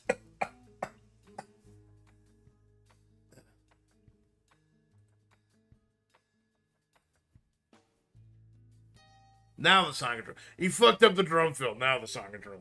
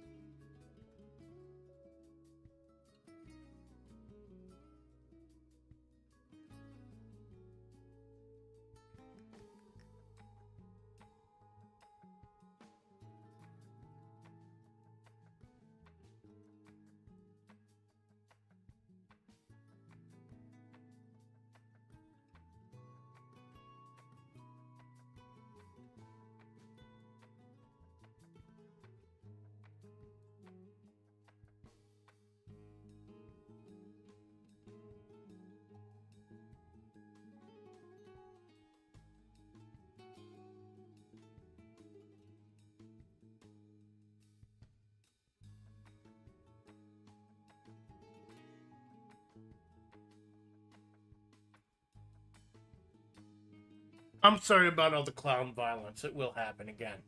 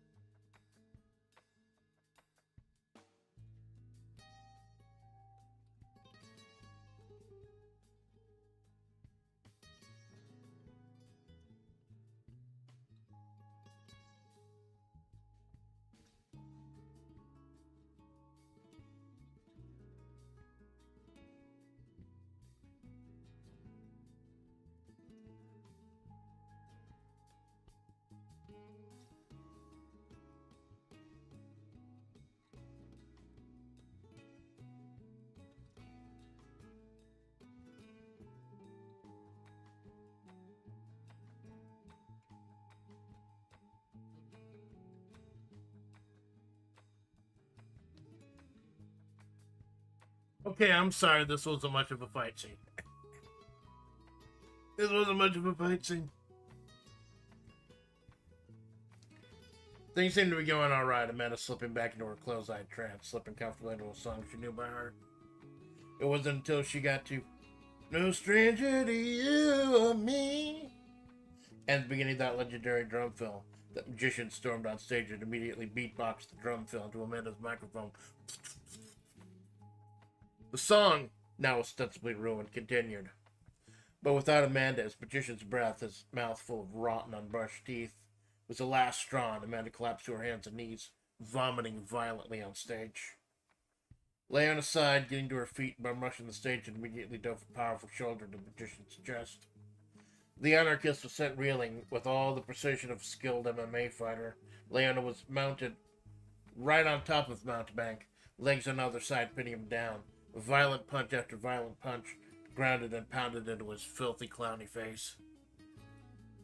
"You wanna fuck up my night, clown face?" Leona barked out, the magician's blood starting to spatter on her crisp white blazer. "Just like you tried to fuck up things for me on cassette?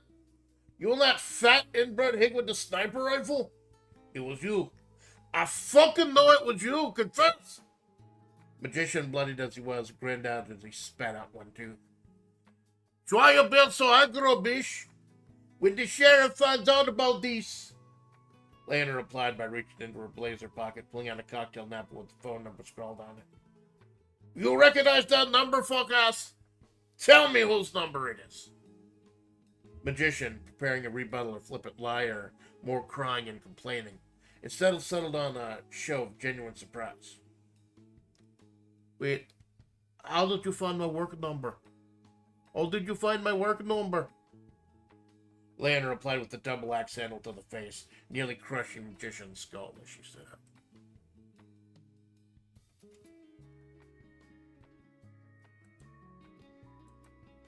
And there's your fight scene.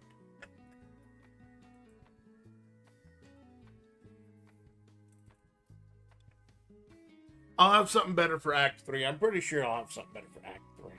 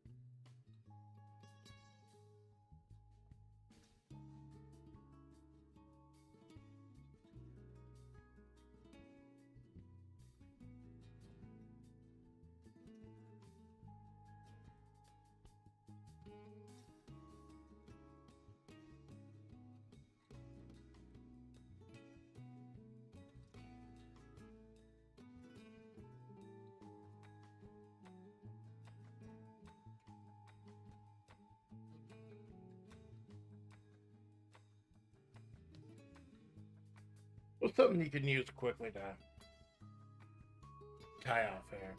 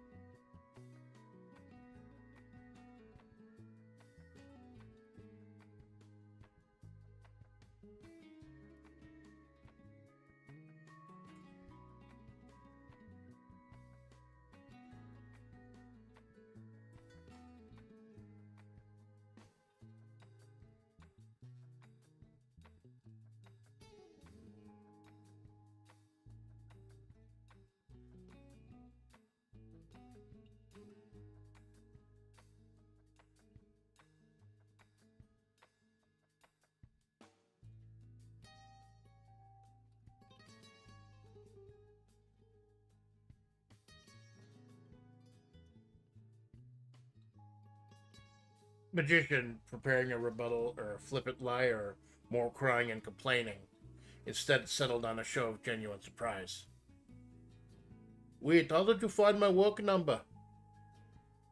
Leona replied with a double-axe sandal to the face, nearly crushing Magician's skull as she stood up. She took off her white blazer, cleaning Amanda's lips, straightening that cascading silver hair back, and tying it together with a stray USB charge cable she found in the pocket. Amanda was stunned and silent, could only watch as Leona held up the napkin. This is the number of the person who called Cosette the day she died? Who texted? She texted her.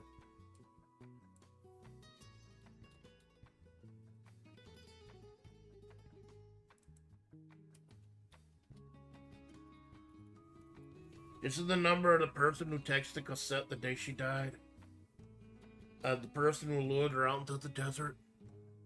Had no contact in the courthouse, traced it down to a small law firm in Old Town. Sam, he's the one that got Cosette killed.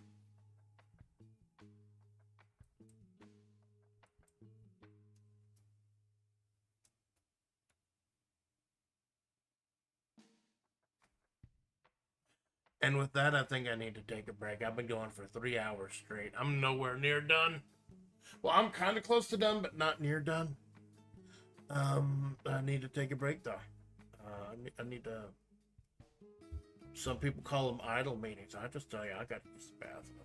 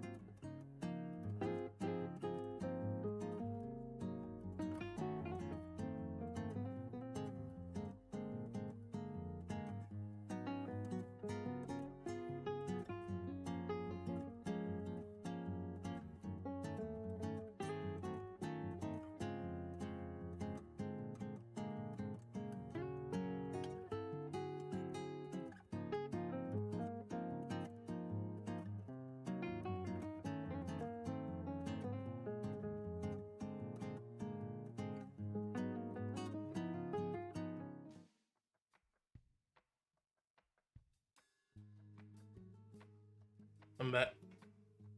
Get something to drink. Down to 3.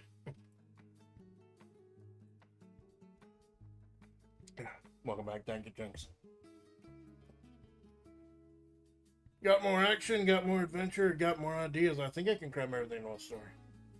So YouTube is absolutely listening to this stream because now it recommends videos with titles including in the form of as above, so below, which it has never done before. Well, the title of the stream is as above, so below. That I took directly from the Magician Tarot card, as above, so below. So that's not me at all. I think it's a somewhat common saying, but it does come from the Magician's Tarot card. So there's the revelation. That's the big midpoint revelation of the story. Cosette, or she found out that it was Magician who got her killed. However, remember, Mossberg called that number at the end of chapter 1, and it ended up going to Sheriff Mithril. So I wonder what happened there.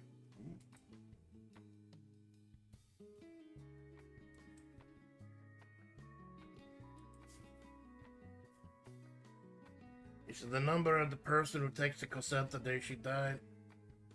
Person lured out into the desert. And no contact in the courthouse traces it down to a small law firm in Old Town. It's him. He's the one who got Cosette killed.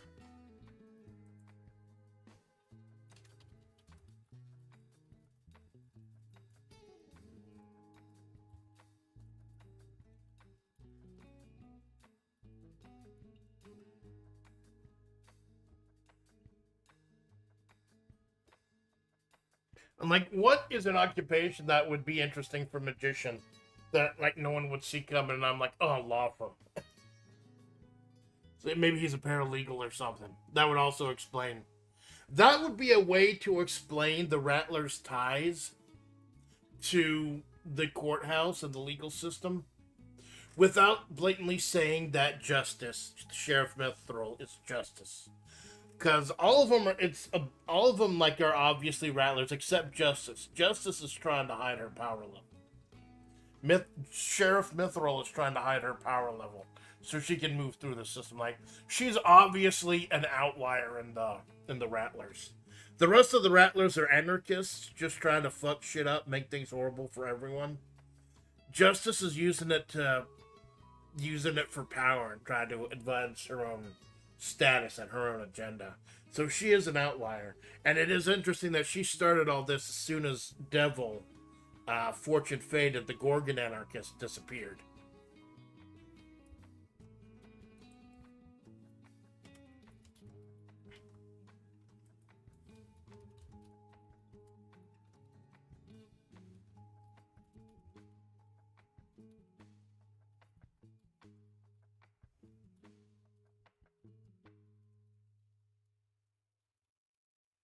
Morning, Splats. How are you doing? Morning, Malone. We just had a big, epic fucking scene, man. Big old scene, and there's gonna be more scenes coming. If you want to hang out, you know I always read the full story at the end. But right now, basically, the big plot point is they're trying to get Amanda to sing again. Leona's trying to get Amanda to sing again. And the big midpoint revelation of the story is that the person who tricked Leona's old buddy Cosette into dying in the desert was Magician. Even though the phone is currently in the hands of Justice, it belongs to Magician.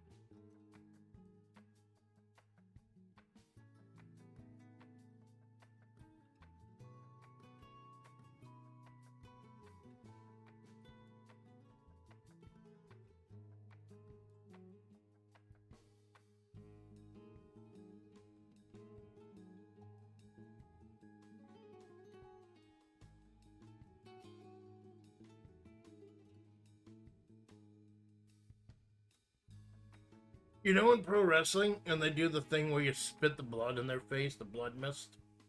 Apparently, they have like a food packet capsule.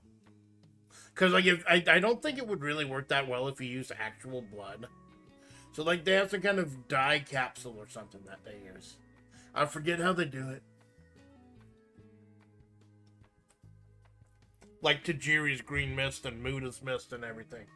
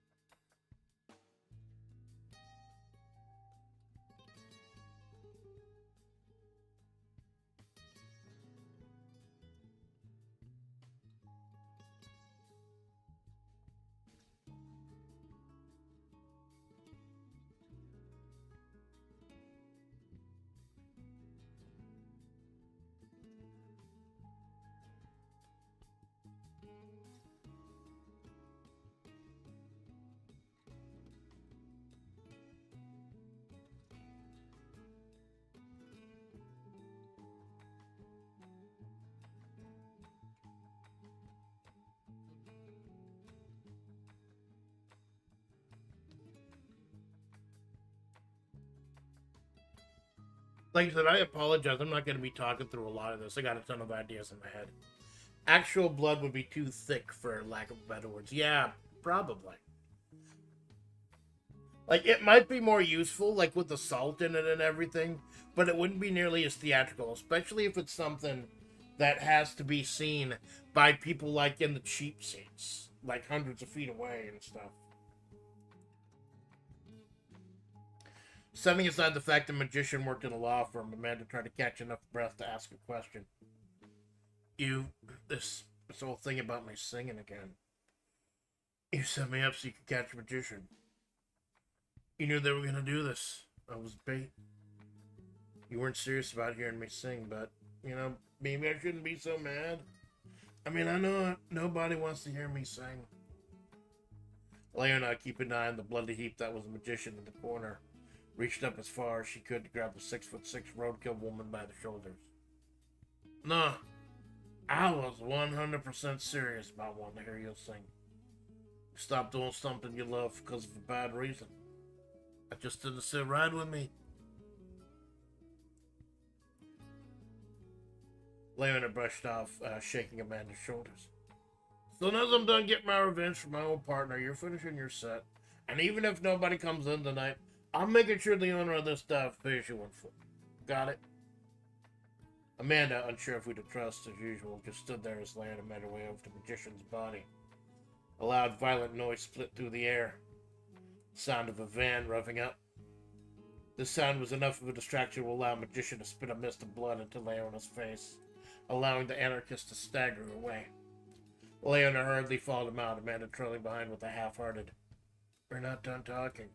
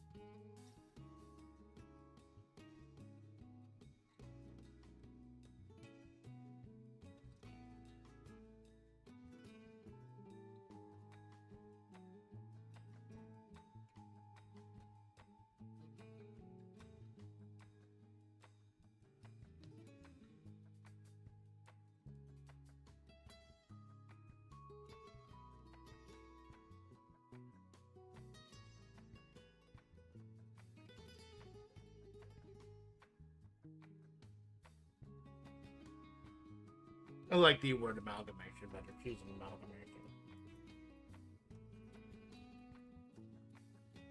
I love to go back to what Zosimus Tarkus said. Zosimus Tarkus put it best. Amanda, everything dies, leaves a mark, and Amanda is an amalgamation of the marks that were left on that road.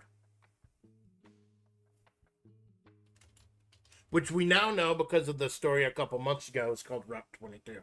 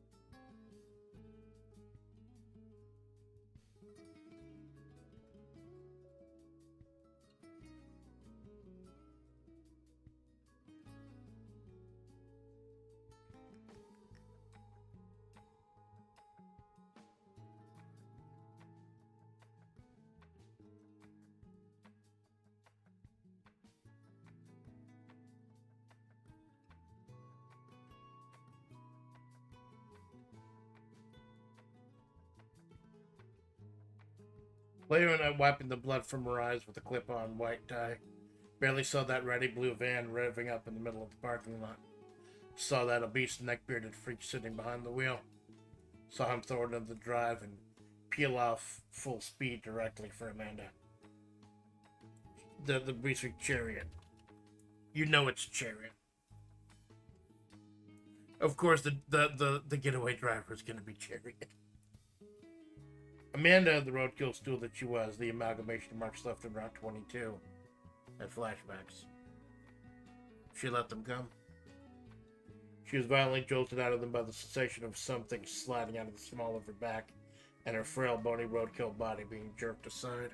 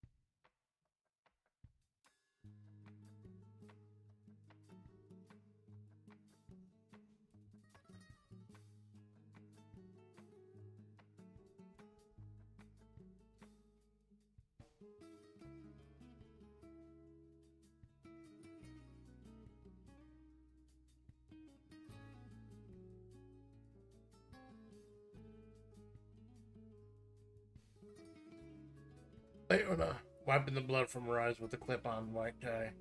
Barely saw that ratty blue van revving up the middle of the parking lot. Saw that obese neck-bearded freak chariot sitting behind the wheel. Saw him throw it into drive and peel off full speed directly for Amanda. Amanda, the road skill stew that she was, the amalgamation of marks left on Route 22. had flashbacks. She let them come. She was violently jolted out of them by the sensation of something sliding out of the small of her back and her frail, bony roadkill body being jerked aside. She ragdolled to the ground, staring up through blurry vision and tears in her eyes, only to see Leona standing firm, taking aim with the Desert Eagle she'd stolen out of Amanda's waistband and firing one shot into the oncoming van. The explosion echoed throughout the desert. A mere bullet from a mere gun wouldn't have done that. But whatever Amanda called the Desert Eagle put enough of a hole in that van that the entire vehicle burst into flames, stopping it cold and leaving Chariot burning in the front seat already dead, a look of shock forever frozen on his face. Yeah, whatever Amanda's carrying around calling a Desert Eagle, what she honestly thinks is a Desert Eagle, it's just powerful enough to stop a van with one shot.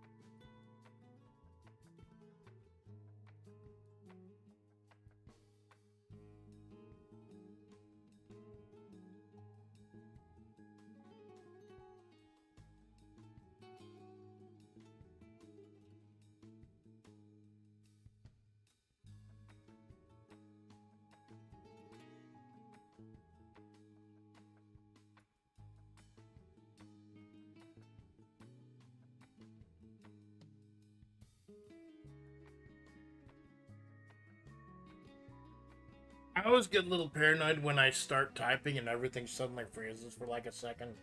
Because I think, oh no, my laptop is fucking frozen again and I'm losing everything. And then I saved like 3 times.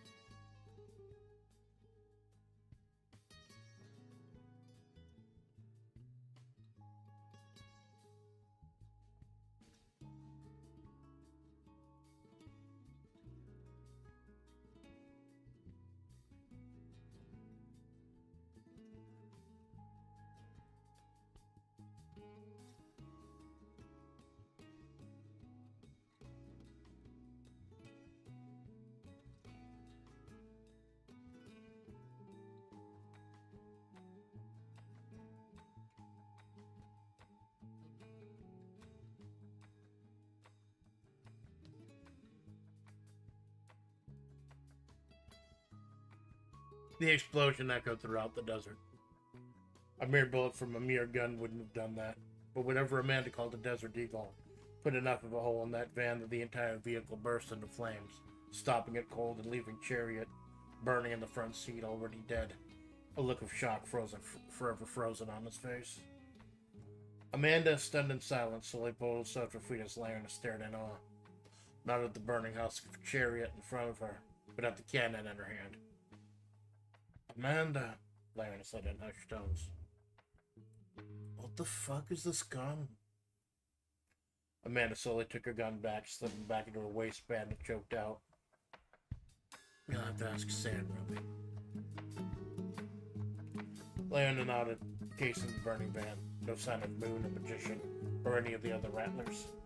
With business taken care of, Leona sighed, placing one powerful hand on Amanda's shoulder. Hey, you think they'll still let you finish your set list?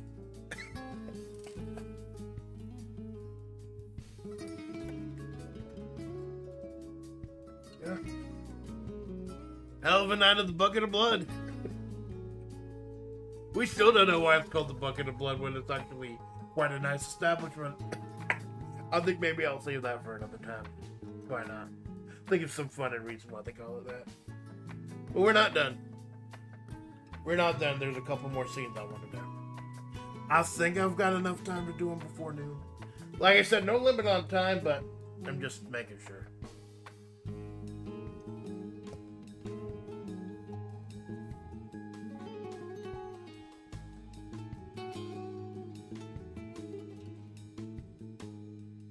Belinda Judge Jr. gotta do something for that. We got some blood for that, but yeah, it certainly did. All over Magician's face.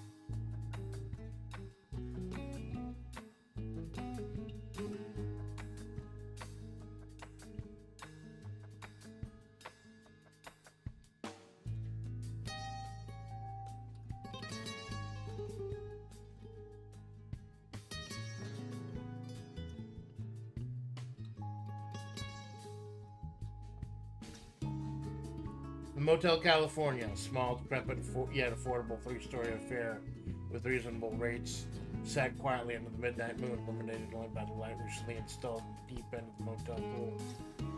Having a light in the pool meant they could now legally allow patrons to swim after hours.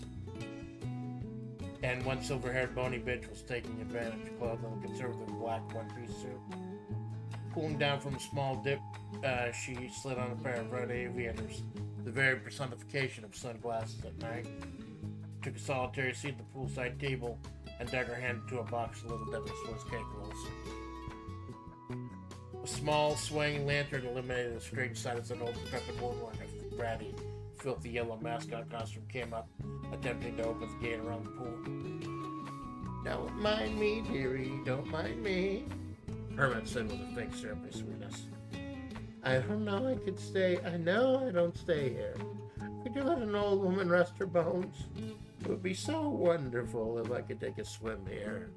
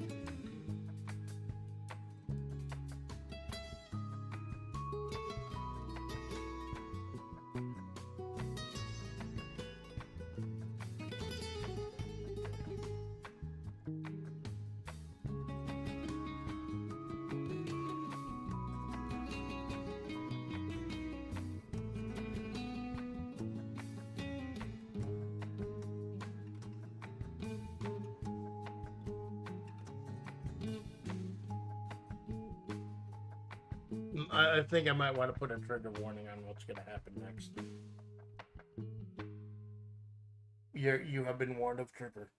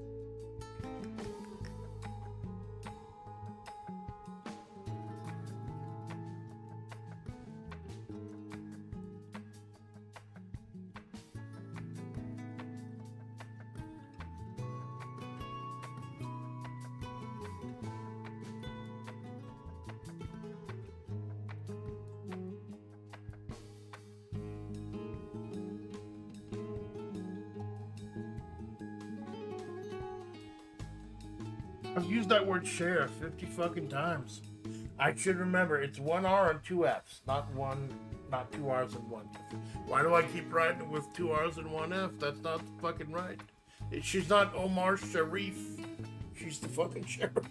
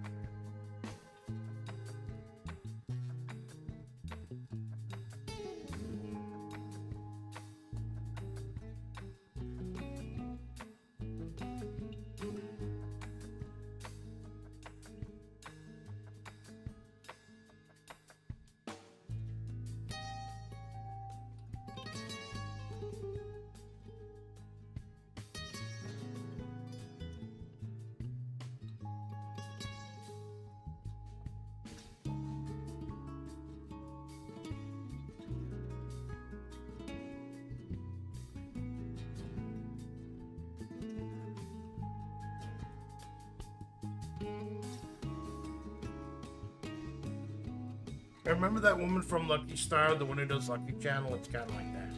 Remember, it's got 2 voices.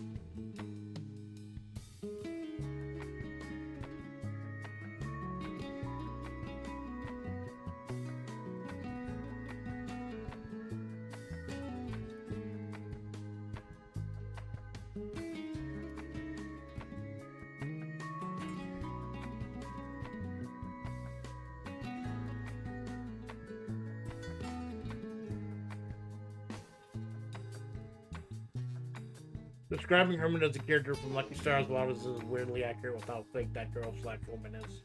Exactly. She was actually one of my favorite characters in Lucky Star. Like, you only saw her for a couple minutes, but, like, she just did not give much of a fuck.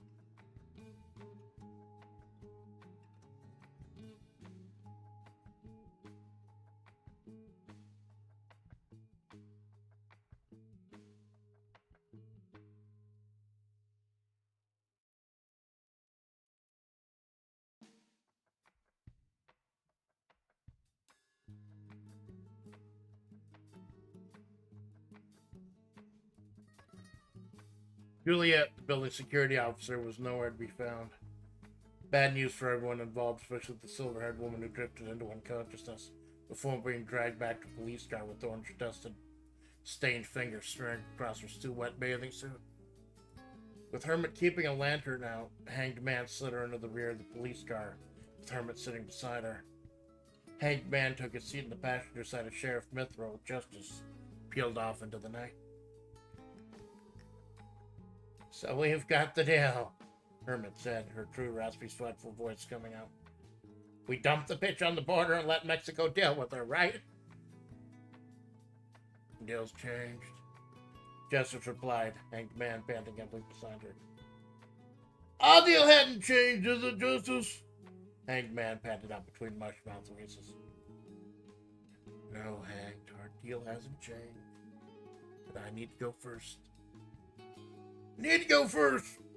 Why can't you let me go first? It'll only take a minute, 3 tops. Because for what I'm gonna do to her, she needs to be a virgin. At least that's what the old texts say. Hermit's jaw dropped along with her lantern. That wasn't, I had Amanda as much as anyone else. But this is about her being an outsider, isn't it? We just dump her off in Mexico, never have to deal with her again. What are you talking about doing to her? The sounds of the police cruiser was deafening, as was the sound of Hermit trying to claw away where the door handle would be on a regular car, only to find nothing.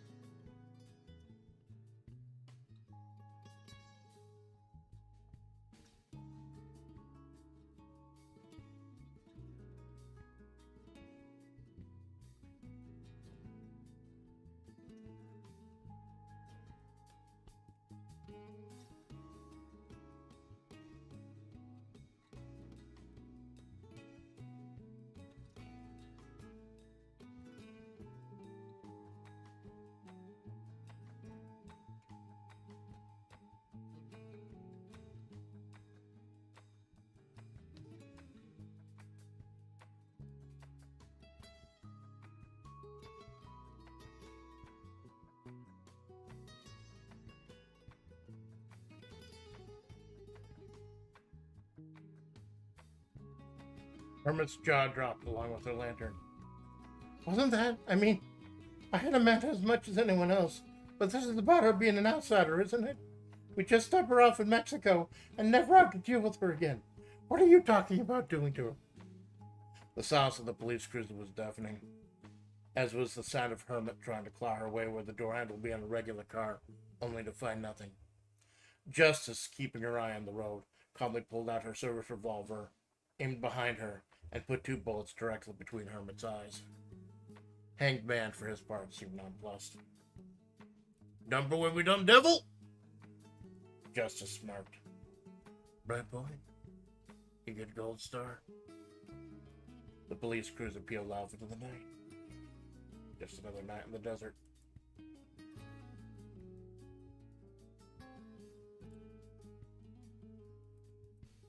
I'm just double checking before I do the recap.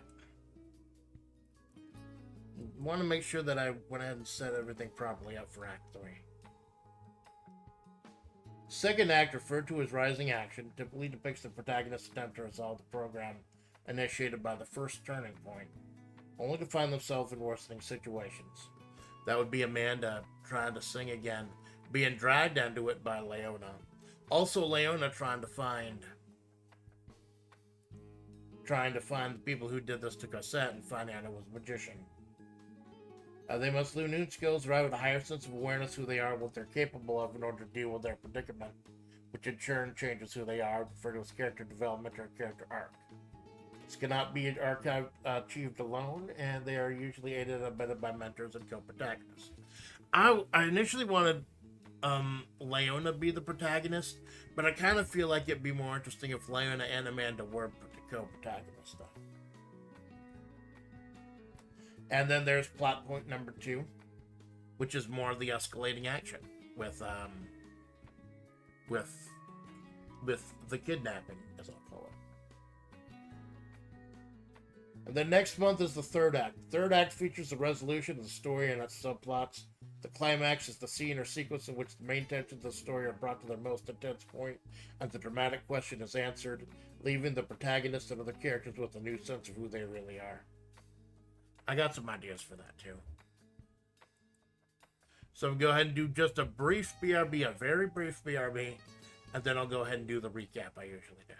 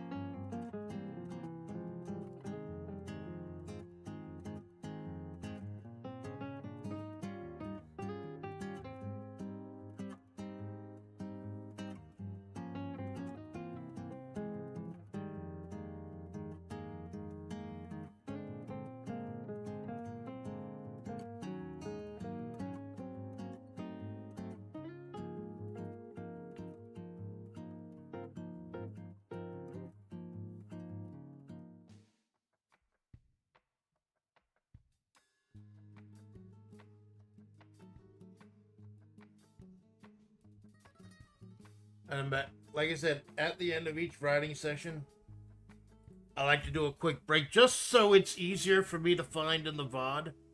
And welcome back, thank you, Jinx. So it's easier for me to find in the VOD and fast forward to it. Realize once we're done here, I gotta get some groceries. I gotta do the math. My check is gotta. Let's see what if I can afford. Figure it out. Like I said, worst comes to worst, I don't like dipping into my savings, but I got savings. If something bad were to really happen, I'd be good for a couple months. Hopefully.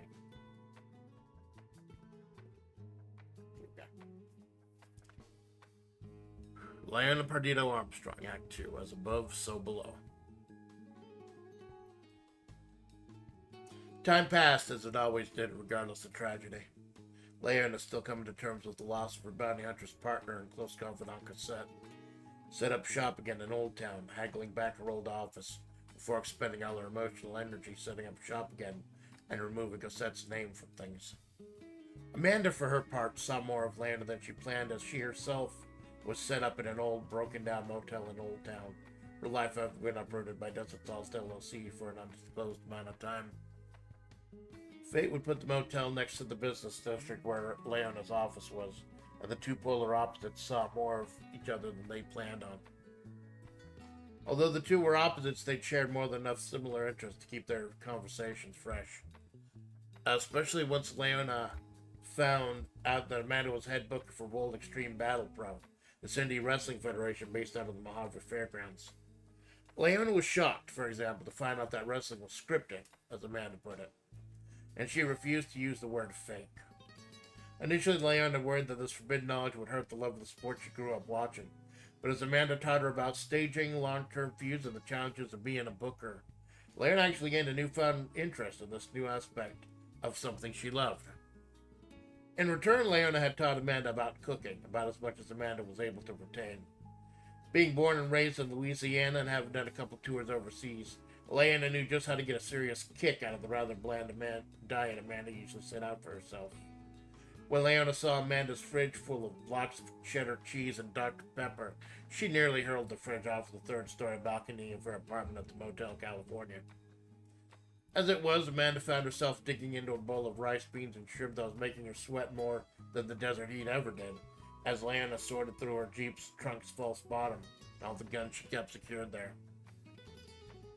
"Kicking you in the fucking teeth, isn't it, Amanda?" Leona said with a cocky grin as Amanda reached for her 2-liter of Pepsi Max once again. "I didn't even use the whole ghost pepper." Amanda coughed, trying to play it off as she wiped her mouth on the sleeve of the Hawaiian shirt. She and Leona set up a few more discarded Pepsi cans, the smallest church in Mojave looming in the distance. The two had met there, so it made sense to Leona, at least, that they'd hang out there. "Yeah, you could have fucking warned me, man." "Where's the fun in that?" Leona cheekily replied.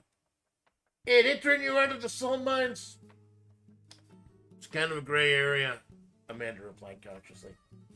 "The place they put me up in is kind of a shithole, but I know it's all they can afford here. It's a real skeleton crew here. Every single body they got here counts. So at least I feel like what I'm doing makes a difference. How about you? Got any new work?" "Not a lick," Leona growled as she sauntered over to Amanda, taking a big spoonful right out of Leona's bowl and wolfing it down. "I mean, you don't usually want to do this job solo anyways. If you end up into shit, who's gonna save you, right? Still kind of living off my savings."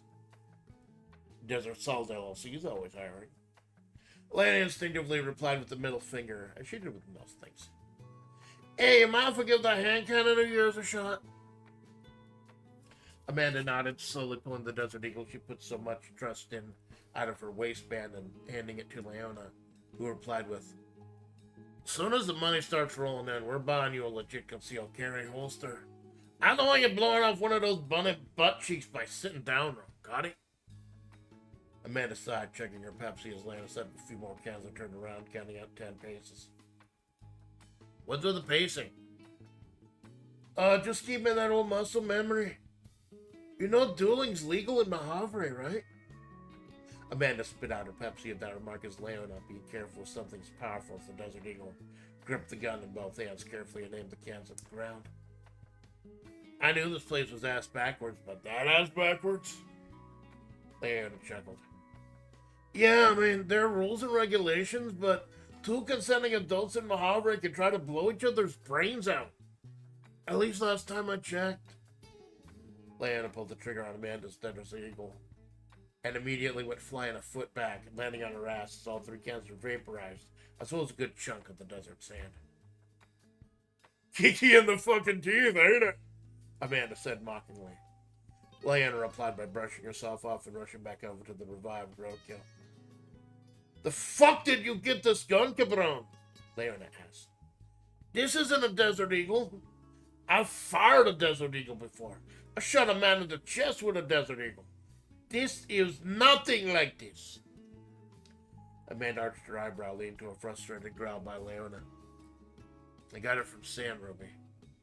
Shortly after we met and I left the Rattlers, she said I needed to protect myself from them.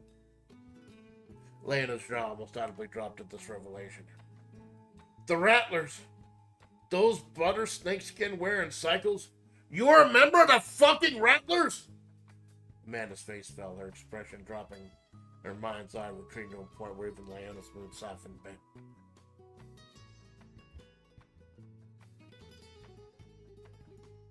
For like 2 weeks. I forgot to put the time frame. For like 2 weeks.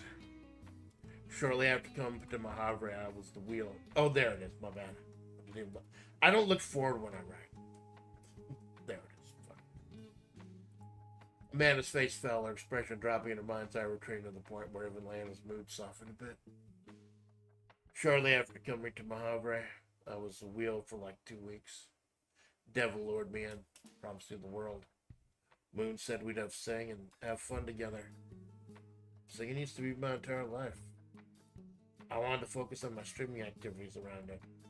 But can we talk about something else? Now, if you want your fucking condom back, Leona growled, spill it!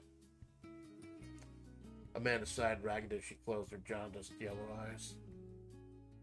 Devil was the Greek organ woman when fortune faded. She promised me fame and stardom and resources, and she went schizo on me out of nowhere.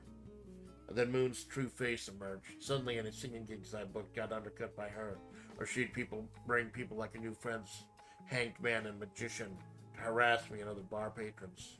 Hurt. Killed music for me for a long time. Leona, as a bounty huntress, prided herself on being able to read people. She grabbed Amanda's chin and tilted her head up, sitting roadkill and the standing huntress, and Amanda's eyes flew open. Leona studied them, sighed, and slid Amanda back her Desert Eagle ? She immediately slid it back into her waistband. I kissed the Rattler shortly after me and Cosette struck it out on her own, Leona replied. They wanted me to be the strength. The second that orange-dusted fat fuck called Cosette the Fool, I drove an elbow into his cranium and left. Still have to deal with their shit occasionally. Part of the reason I skipped town after Cosette died. Amanda nodded, trying to clear her head. My dad loves the Eagles. He used to sing them all the time. Hell, I am the Desert Eagle of Mojave. Eagles are pretty based, Leona replied, slowly finding more and more interest she shared with this polar opposite of hers. At least a shit off a desperado. Amanda nodded, sighed, cleared her throat as she always did when she sang, and closed her eyes. They were dueling Dalton, high or low, it was the same. Leona sat silently, letting Amanda get her old image sung out before clapping vigorously, patting the roadkill on the back and listening to yelp of pain, courtesy of Amanda's old broken spine. She got fucking talent, man, Leona barked out. You should take more gigs. Hell, there's this dive bar found in an old town called the Bucket of Blood. It's a nice place, though. I'm signing you up. I want to hear you sing on stage. The hulking Latina would not be argued with as she pulled out her phone, making arrangements for Amanda as the roadkill gasped. You what? I fucking told you why I don't take singing gigs anymore. Do you have any idea what's gonna happen? Who's gonna show up? Leona nodded, looking side-eyed at Amanda with that wild-eyed, feral grin. Yeah, and I'm counting on it. Juliet, her face hidden in shadow, had kept an eye on the ratty blue van parked outside the Motel California since it showed up that morning. She had half a mind to knock on the van door and ask what their deal was, but in former Special Forces herself, she understood the power of intel. There was no movement from that blue van until late that evening when Amanda staggered up the stairs in her Hawaiian shirt and track pants up to room 21, disappeared for a few minutes, and stepped out clad in her usual black and yellow Mojave chic business suit. Juliet rolled her arm expertly as the van lurched to life, sending her small wine tumbler rolling towards the van. The shadow-faced woman knelt down by the tire, casually sticking out a tracking device on the wheel well before picking up her wine tumbler and curtsying apologetically. The massive, slovenly neckbeard of a man in the driver's seat paid her no mind. Usually that's how Juliet liked things. The 100 degrees in May heat of Mojave finally subsided as the sun finally disappeared. 2 finallys. They only need 1 finally. The 100 degrees in May heat of Mojave finally subsided as the sun disappeared over the horizon, and Leona's Jeep parked in front of the bucket of blood. A small, quaint little diner with a karaoke stage. Amanda was surprised at just how clean and quiet the place was. Not at all the type of thing you'd expect from a place called the Bucket of Blood. Leona parked the Jeep right out front, taking time to feather out and fluff the wild crimson hair that seemed, like its owner, to flow anywhere it wanted. Decked out in a salmon-covered tee and gleaming white blaze that was already covered in eldritch sand, thanks to the bitter winds that blew through Mojave, Leona looked like she stepped right out of Miami Vice. Amanda, her fashion sense dictated by things she'd seen Sandruby wear, wasn't one to talk. Amanda stepped out of the Jeep, barely noticing a ratty blue van pulling up alongside them. I don't know why you let me talk you. I don't know why I let you talk me into this. Because, Leona replied as she vaulted out of her seat, you'll need to stop letting people prevent you from doing the shit you love. Rockable. Amanda sighed, keeping her eyes trained on Leona as a small group of butter snake skin suit-clad people emerged from the rear of the van, disappearing into the bucket of blood. Since you're the one who dragged me here, you have any requests? Yeah, shut up and sing. But if I shut up, how am I supposed to? You know what I mean, fuck-ass! Leona barked out, dragging Amanda by her bony wrist into the bucket of blood. It was another quiet night at the bucket of blood. 3 elderly men played dominoes at one of the tables. A couple young starlets celebrated a baby shower at the bar. Leona pulled Amanda towards the stage, checking the time as she informed Amanda of the reservation she made for her. Amanda flipped through the songbook nervously. She heard a familiar voice coming from the old men's tables. Dominoes! I know how to play dominoes. Let me play with you. I want to play dominoes. Amanda shuddered, nearly threw up, almost collapsed to her knees. That thick Jamaican accent, that desperate need for attention. Like most of the Rattlers, Jean-Paul Montbank gave up his name when he joined the group, and now shambled through life as the bony clown-faced magician. The most vocal of the Rattlers, the most clingy, and the most eager to make Amanda's life hell. Amanda bolted for the door, only to be grabbed around the waist by Leona's powerful arm. Amanda was a foot taller than Leona, but Leona's muscular bulk easily outweighed her bony frame. She wasn't escaping this. You can't keep running, Leona growled, the lioness she was through gritted teeth. I've tried calling the cops on these people, Amanda replied in hushed tones. You know the sheriff is one of them, right? What the hell am I supposed to do when the person you're supposed to trust is part of the problem? You found someone new to trust, Leona barked back, storming over towards the magician. Get on that fucking stage and sing, alright? Amanda, unsure of how she was going to sing if she was ready to vomit out of fear, staggered to the stage. A stage that, oddly enough, was already occupied by a butter snake suit-clad woman with blonde odongos in her hair. Or meatballs, if you prefer the dub, with a small metal voice box pressed to her neck. Hello, bucket of blood, Kitty voice chimed out from the device. My name is Serena Tesla. but you can call me Moon.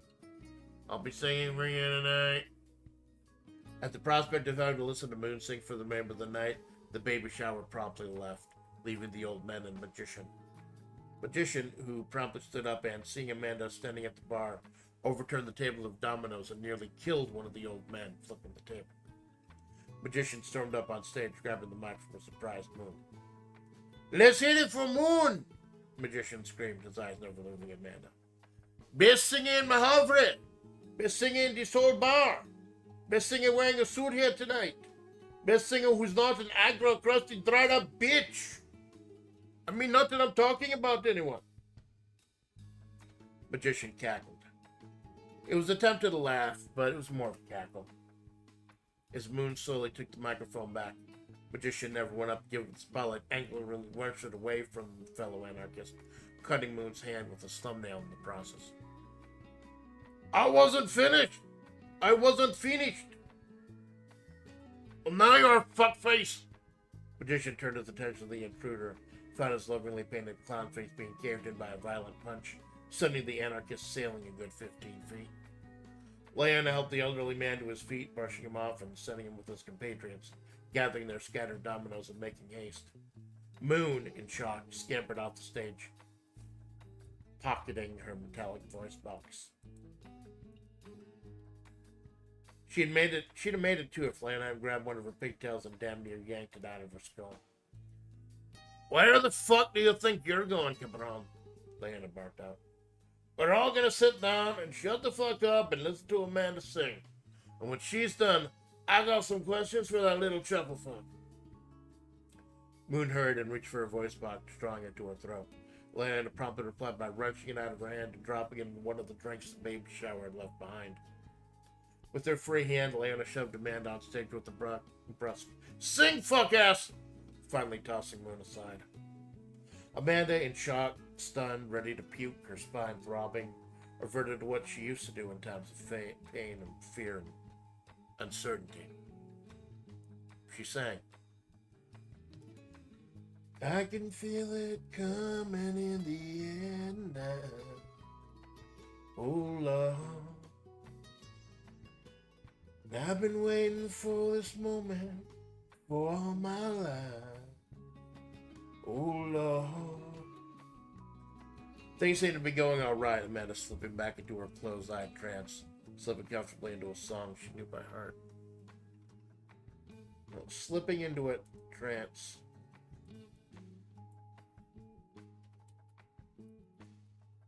Slipping into a closed-eyed trance, tumbling comfortably into a song she knew by heart. It wasn't until she got to "No Stranger to You or Me," and beginning that legendary drum fill, that Magician stormed on the stage and immediately beatboxed the drum fill into Amanda's microphone.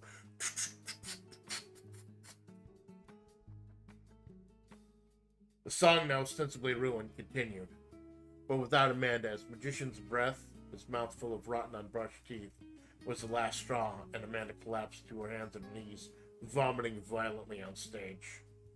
Leona sighed, getting to her feet, bum rushing the stage, and immediately drove a powerful shoulder to Magician's chest. The anarchist was sent reeling, and with all the precision of a skilled MMA fighter, Leona mounted right on top of mountebank, legs on either side, pinning him down. Violent punch after violent punch, ground and pounded into his filthy clown face. "You wanna fuck up my night, clown face?" Leona barked out, Magician's blood starting to spatter onto a crisp white blazer. "It's like you tried to fuck things up for me and Cosette? You and that fat inbred hick with a sniper rifle? It was you. I fucking know it was you, man. Confess!" Magician, bloodied as he was, grinned as he spat out one tooth. "Why you being so aggro, bitch? When the sheriff found out about this..." Leona replied by reaching into her blazer pocket, pulling out the cocktail napkin with the phone number scrawled on it. "You recognize that number, fuck ass?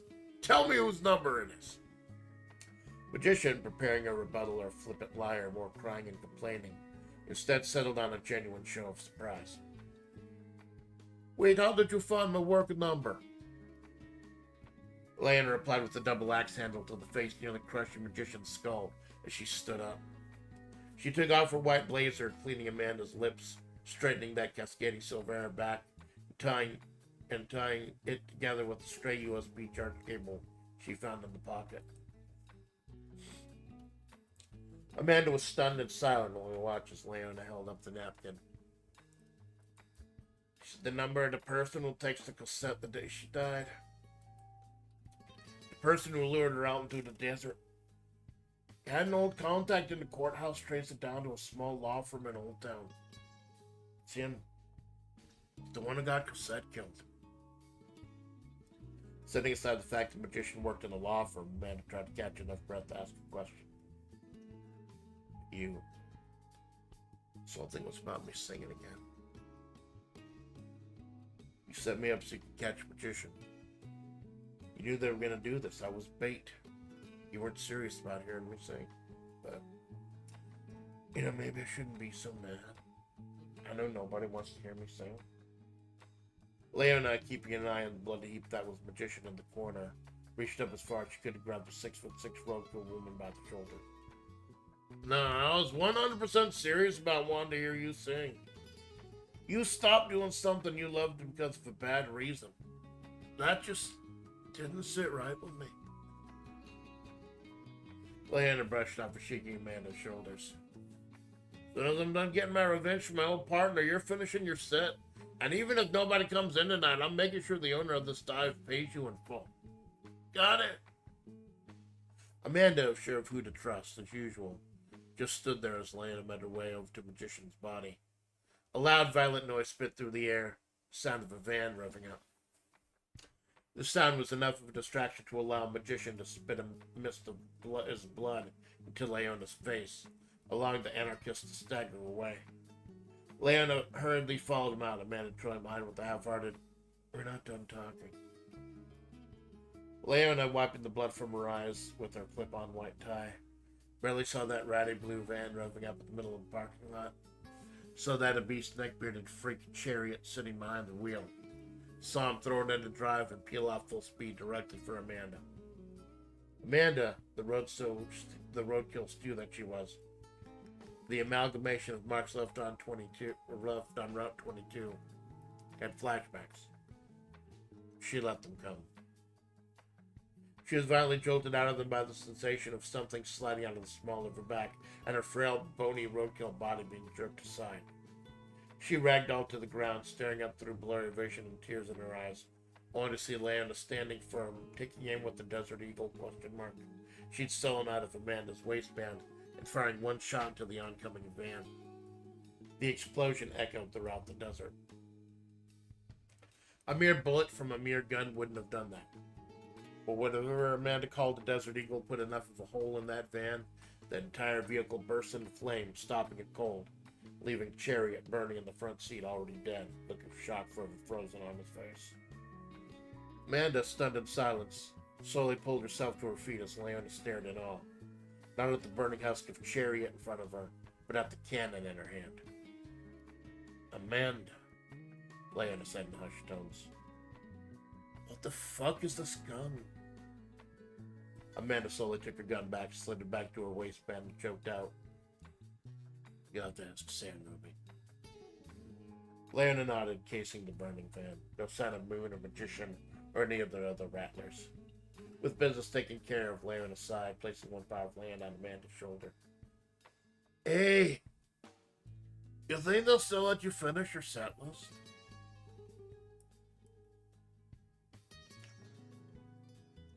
The Motel California, a small, decrepit yet affordable three-story affair with reasonably yearly rates, sat quietly under the midnight moon, illuminated only by the light recently installed in the deep end of the motel pool. Having a light in the pool meant they could now legally allow patrons to swim after hours, and one silver-haired bony bitch was taking advantage, clothed in a conservative one-piece black swimsuit. Cooling down from a small dip, she slid on a pair of red aviators, the very personification of sunglasses at night, took a solitary seat at the poolside table, dug her hand into a box with little Debbie Swiss cake rolls. A small swaying lantern illuminated a strange sight as an old decrepit one wearing a ratty, filthy yellow mascot costume came up, attempting to open the gate around the pool. "Don't mind me, dearie, don't mind me." Hermit said with a fake syrupy sweetness. I know I don't stay here, but could you let an old woman rest her bones? It'd be so wonderful if I could take a swim here. Before the figure could belt out a well-practiced penance only, something took her breath away. Specifically, the cloth rag covered an ether covering her mouth. Normally, the orange-haired, filthy, morbidly obese mountain of bad decisions that was Hanged Man liked his prey alive and kicking, but he had his orders. Juliet, the building security officer, was nowhere to be found. Bad news for everyone involved, especially the silver-haired woman who drifted into unconsciousness before being dragged back to a police car with orange dust-stained fingers smearing across her still wet bathing suit. With Hermit keeping a lantern out, Hangman slid her into the rear of the police car, with Hermit sitting beside her. Hangman took a seat in the passenger side of Sheriff Mithril. Justice peeled off into the night. So we've got the tail, Hermit said, her true raspy voice coming out. We dumped the bitch on the border and let Mexico deal with her, right? Deal's changed. Justice replied, Hangman panting heavily beside her. How deal hasn't changed, has it, Justice? Hangman panted out between mush-mouth wheezes. No, Hank, our deal hasn't changed. I need to go first. Need to go first? Why can't you let me go first? It'll only take a minute, 3 tops. Just for what I'm going to do to her, she needs to be a virgin. At least that's what the old texts say. Hermit's jaw dropped along with her lantern. That wasn't... I mean... I hate Amanda as much as anyone else. But this is about her being an outsider, right? Isn't it? We just dump her off in Mexico and never have to deal with her again. What are you talking about doing to her? The sounds on the police cruiser was deafening, as was the sound of Hermit trying to claw away at the door, but the door handle would be on a regular car, only to find nothing. Justice, keeping her eye on the road, calmly pulled out her silver revolver, aimed behind her, and put 2 bullets directly between the Hermit's eyes. Hangman, for his part, seemed nonplussed. Dump her where we dump, devil? Justice smirked. Right, boy? You get a gold star. The police cruiser peeled off into the night. Just another night in the desert.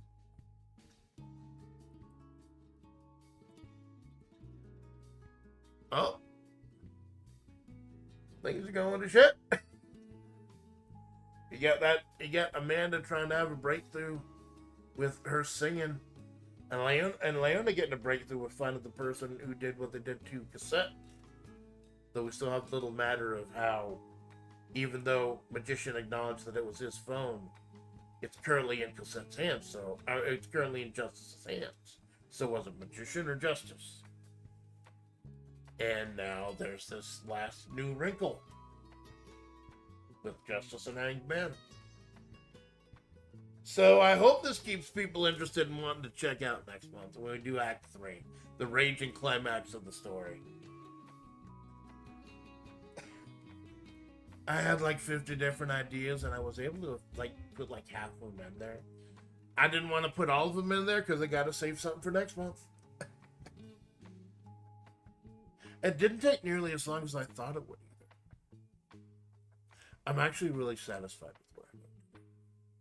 I'm not always satisfied, and I was worried about going into this new, with the new protagonist, but Leona's kind of spicing things up.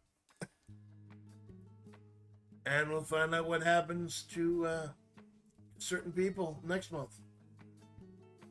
Jinx, thank you for stopping by. Choco, thank you for stopping by. Clanker, thank you for stopping by. Malone, thank you for stopping by. Lurkers, VOD Watchers, Second Screen Saints, R.I.P. Hermit, R.I.P. Chariot. Oh, 4 down, 2 to go, right? Or 2 down, 4 to go, rather. I am your faithful Amanda Splatts. And this is the Amanda Splatts Project. Y'all have a good day.